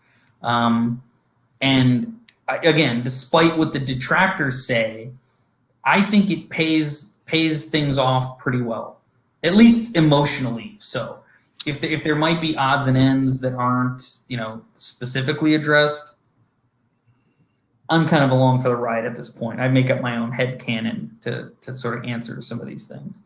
I'm a J.J. Abrams fan. Since the Alias days, that's when I first remember hearing his name, and then the big monster, Cloverfield. That's the next thing I remember him. I think he produced that. I've always liked. It's like I think J.J. Abrams gets dumped on a lot, but I don't know. Like I tend to like his. I think I like his movies. Like Lost is a good example. Like J.J. Abrams was instrumental in the concept of Lost. I think it's funny. I've always made the comment about like George Lucas. I think George Lucas is a good idea man, but he's not so great in execution. If it's just especially if he's working with like no limits. I think J.J. Abrams is somewhat similar in that I think he's a great like concept man. Like, okay, there's a plane crash on an island. And like a lot of people survive, but there's mysteries on the island, and it's not everything is not as it seems, and like it's kind of a good central premise. But then like I don't think he knows what to do after that. But fortunately, he worked with, and again, I know Damon Lindelof gets dumped on a lot too, but I think Damon Lindelof is a pretty good writer. I think he comes from the right place. I think he thinks intelligently about things. Carlton Cuse, who was the other showrunner. Although, ironically, so Damon Lindelof was with Lost from the beginning. In fact, he helped co-write the pilot script. Carlton Cuse, who was brought in, he was like a veteran showrunner, was brought in after, I forget, 8 or 10 episodes. Basically just, I think when ABC started realizing, like, hey, I think we've got something here. We better like make sure this thing is stable. They brought him in to kind of help make sure there's like a veteran experienced presence keeping it running and whatever. So Damon Lindelof and Carlton Cuse basically from that point forward ran the show until the end. I think they carried the torch of what J.J. Abrams started very, very capably. And I again, with the gift of hindsight, I think they did a good job. Like there are people out there who I think act like, I wasted 6 years of my life. Like I don't think that at all. Like I enjoyed my time watching Lost, and I was sad when it was over. But I hope, Jay, that I don't prejudice you unfairly. I do want you to come to your own conclusions and feelings about it, but I certainly do have a point of view here. Sure. Yeah, and I would say oh, sorry, go ahead. Oh, you go ahead. All I was going to say, I was just going to address Cole in the chat. We're not. It's not like this is becoming a Lost show, but we're kind of doing a specific. Call it a feature. If we were like a news magazine, we're doing a special Lost feature for a while, like kind of doing a rewatch of Lost, or at least in my case, a rewatch or a new watch for Jay. But the way I'm thinking of it too is that we'll probably start our episodes with a little bit of like entertainment, TV news, especially if something crazy happens that week. We'll probably talk kind of like we did at the beginning of this show, where we talked about Star Trek and talked about some of the other stuff going on out in the world. But yes, each episode will feature, at least for the foreseeable future, kind of like, okay, now let's talk about the pilot and the next 3 episodes of Lost that you watched there, Jay, and let's what did we think? What were kind of your immediate react, like that kind of stuff. So there will be Lost features, but if that does not interest you, Cole, I don't. I wouldn't hold that against you, and I would say maybe just watch the beginning. When we start talking about Lost, you are free to leave the program. But I would, of course, love to get your feedback too. So Jay, before I move to concluding things, I'm sorry I did step on a point. I think you're trying to. No, I was just trying to say it's kind of like this is like my X-Files, just because I mean, I was there since like the first episode and, watched. I wouldn't say it ended as well for the X-Files as it probably did for Lost, but yeah, it's one that I don't ever really watch all the way through when I go back and rewatch. Really falls off, I think, right around when the movie came out, but the first movie, Back to the Future or whatever. I tend to think, and maybe I'm just. Because I tend to think it was still predominantly good, turning in good effort, right up until season 9. And the reason I say that is because I thought adding Robert Patrick to season 8, like kind of flipping the Mulder and Scully dynamic on its head, and adding John Doggett to the show. Because when I've rewatched it in recent years, I actually find that the show creatively gets a shot in the arm by like adding, like making Scully like the believer now, kind of, and Doggett the skeptic. And then there's kind of the hunt for Mulder stuff mixed in as kind of a mythology arc. I actually rather like season 8. Like, and again, I admit, like there's some season 6 stuff that but like I thought season 7 was pretty good. But yeah, in terms of like season 9 of the X-Files, I am totally with you in that's mostly a garbage season. That was the last of the original run, right? Yeah, that's the one where basically Scully, like it's basically Doggett and Reyes are the agents, and Scully sort of pops in every now and again as like a special cameo. She's like taking care of the baby and doing weird shit. I don't know that I've ever seen that since it originally aired. I've always stopped before I get to that season when I do a rewatch. But I'd forgotten it came back a few years ago, and I've seen all those, and I think those are okay for what they are. I'm not upset that they came back. I am. Really? Put me in the category. Like I actually think like the Twin Peaks, the X-Files stuff, that may have been why I was so angry about Twin Peaks, is that like X-Files really disappointed me. And then Twin Peaks came back and did the whole thing that it did. And, like, I just remember feeling like, I wanted these things. Like, to be honest, I felt like I was to blame. Like, I wanted this to happen. Like, I wanted more X-Files. I wanted more Twin Peaks. I should have been careful for what I wished for. I feel like those two characters, Mulder and Scully, didn't get a proper send-off that they deserved. Even though they didn't really do that, in the last episode of the last one that came out. But it still gave them some more time on screen together, and that's really what I wanted. Yeah.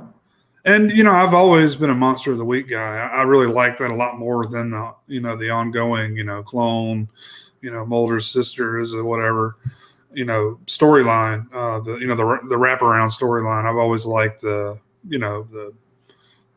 fluke monster, the giant, giant tapeworm, or that's always like that's what I love about a lot of these type shows is those type episodes. So I was fine that they came back, and I thought the very last season was a little bit of an improvement over the previous, and there was some decent episodes in there that I really enjoyed. But that show, like that was my, you said you missed class sometime or left class early. Like, the X-Files started on Friday night. Yep. And they eventually moved to Sunday night with it was a block of, I know Millennium was in there with it for a little while. But I was always working on Sunday night at that time. So I had my VCR, record like that entire block of television because I watched all those shows. Yeah. And, I would get home that night and fire up X-Files. But I love that show. I stuck with it, the entire time, unfortunately. But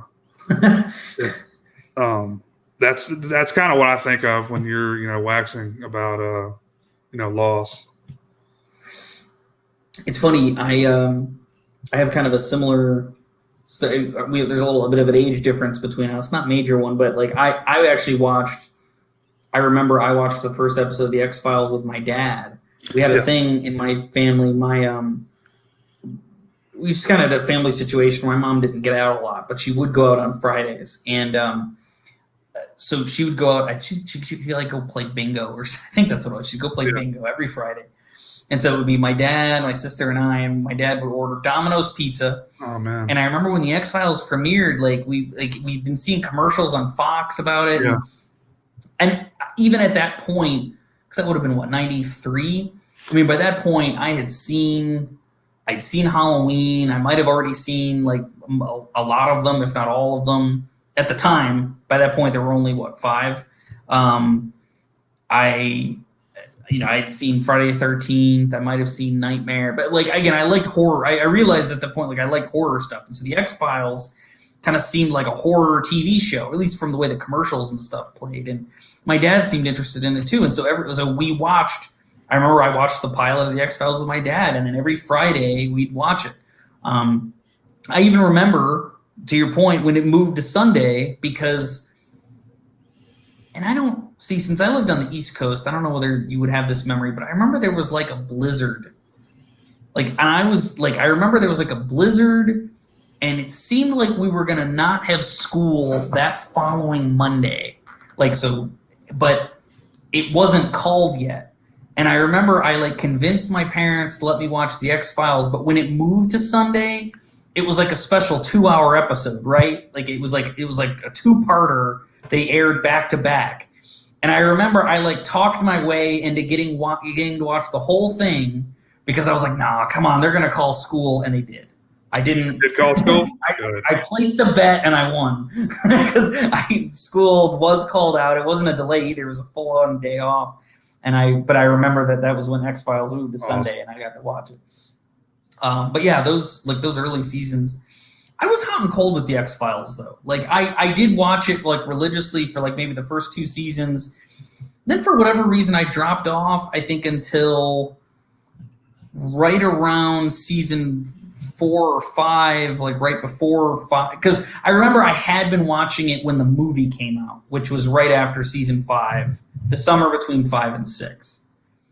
And then I remember only watching season 6 a little bit before I kind of fell off again. And then I picked it up again, right before Mulder got abducted in season 7. So I was sort of hot and cold, and it wasn't until I got the DVDs years and years later that I even saw some of those episodes that I had missed. Yeah, I can see why you didn't stick with it. I feel like they made some unusual choices around that period of time. And you've got David Duchovny on one side of his contract, or he wants to go do other things. He wants to go apparently just do softcore pornos for Showtime. You can't blame the guy. So for those of you at home who don't know what she is referencing, David Duchovny was the star of a series on Showtime called The Red Shoe Diaries, which was basically this show where and I think this, by the way, I think this all ties into David Duchovny, I think, is diagnosed with porn addiction. He's a sex addict, right? Yeah, he's a sex addict. I think that's why his marriage with Téa Leoni broke down. But basically, the show is, it's David Duchovny's walking around with his dog.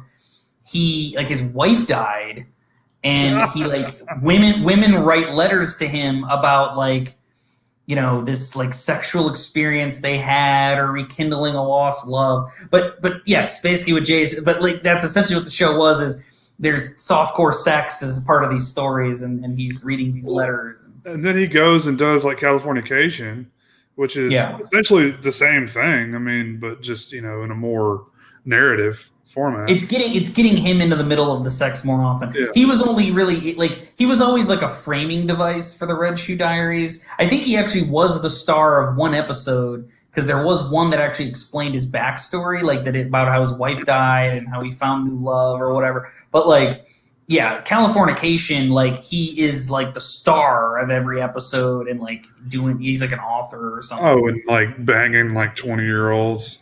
Oh yeah, it's like the hottest girl. In fact, the there's actually a Lost connection. His friend on Californication, the bald-headed dude, Runkle. The actors. Yeah, I don't know the actor's name. But that guy, he's a guest star on an episode of Lost. Really? Yeah. That's the one after the Globetrotters show up. Yeah, that's right. But no, the X-Files was just like a perfect time in my life and a perfect show to grow up with. Yeah. Because I was essentially 12 years old when it started and, I was graduating college when it ended. So, it's, a big part of my life. And, I always had a crush on Scully. I always wanted to be Mulder. So, it was a perfect combination. That episode with Jodie Foster. Because back before Gillian Anderson was like doing sex shows on Netflix and, because I think she's even been like naked in movies and stuff. Back before all that, when she was just, like hot Agent Scully, yeah, who, prim and proper, buttoned up shirts and all that. Yeah. There was the episode of The X-Files with Jodie Foster was the guest star, but she was a guest star in that she was the voice of like a haunted tattoo that this dude got that was like making him kill women. And then Scully like got with this, like it was like an episode that was like she was like forced to take vacation. And she hooked up with this dude, and he had this tattoo, and it was like Jodie Foster, like telling the dude to kill Scully.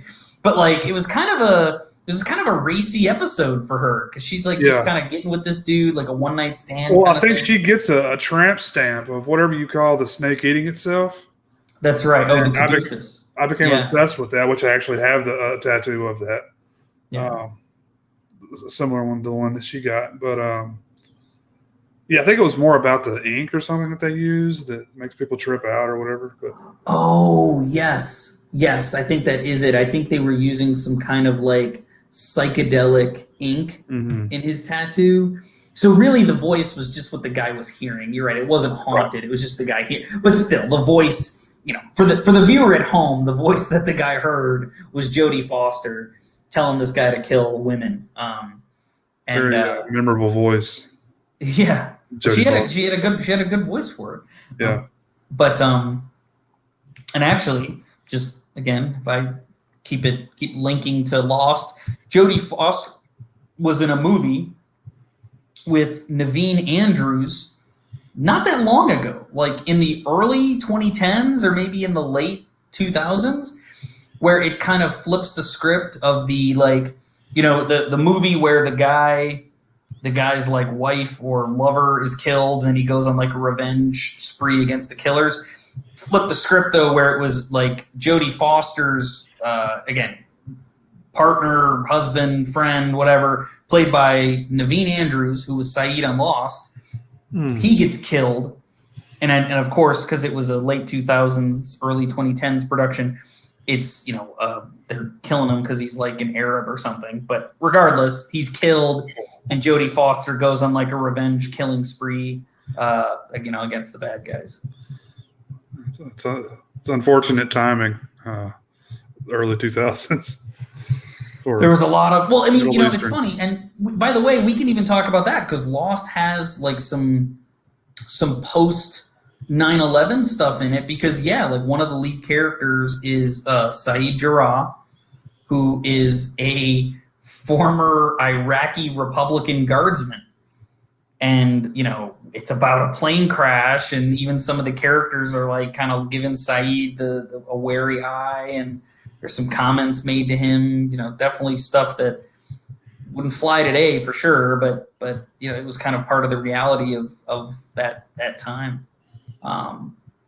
So That's why I think this is going to be fun, because I think there's so much to unpack just outside of the show alone. Like, what circumstances went into making the show? How were people responding to it? It's a show that to your point, like, it's a show that just at that time in my life too, like, it was kind of like college into grad school. Even because the Lost final season, I think, aired, I already had my first, like, kind of my adult, I was a real working adult at that point. Like, that was the final season of Lost when I worked at the agency where I worked. And there were people there. I used to hang out with people who, like, watched the show, and we'd geek out about it and talk about stuff. So water cooler talk. Exactly right. And there it really was water cooler talk. It was pretty cool. Yeah, I actually had a water cooler probably. Back then we did, I believe. Yeah. But anyway, that's basically what I wanted to cover. Also, catch up with you, Jay. It's always good to catch up and get some one-on-one time. But kind of what we'll do is sometime next week, once you've got an opportunity to watch the shows, I think it would be good to probably try to land on a specific day, so that if people wanted to watch live with us. But again, the sort of the central conceit of our show is that we have jobs, we have kids, we have wives. It may not always be the same day. Things may happen. And I don't know about you, but my kids start school next week in the midst of this pandemic nonsense. We're still getting all the details on that. That's going to be fun to figure out. So I do want to play it maybe sort of loose, at least for next week. But if nothing else, you will watch the episodes, and we'll find time to connect about it and go from there. Cool. Well, before we go, Jay, any last thoughts? Anything you want to tell the folks? No, looking forward to the show. Hopefully, you guys can tune in. Like Eric said, it's not all going to be lost. There'll be some, general like news and stuff at the beginning. So yeah, you can tune in for that if you're not into Lost. But hell, maybe we'll talk about X-Files, or I'll rant about Star Trek again. Who knows? That's why you tune in. That anything could happen. The Friday the 13th talk, or The Office. Yeah, I always try to find a way to work in Friday the 13th if I can. All right. Well, Jay, thank you for joining me. I always appreciate spending a little time with you here. And I am super excited to get your reaction to the first 4 episodes of Lost, which, and actually I should clarify, I'm going by the DVD. So some people may treat the pilot as 1 episode, and it aired that way. Mm-hmm. I am treating it as 2. So just for clarity's sake. Okay. The pilot is 2 episodes. So this would be the pilot's 2 episodes, and then 3 and 4. Okay. So the last episode you'll watch will be an episode called Walkabout. Okay. And that's, so just, again, clarity for you, and then clarity for anyone who maybe wants to try and do it, or just knowing what's going on. Okay. Yeah, sounds good, man. Thank you, sir. Have a good evening, folks. Thanks for talking with us. Appreciate it. And we'll see you very soon.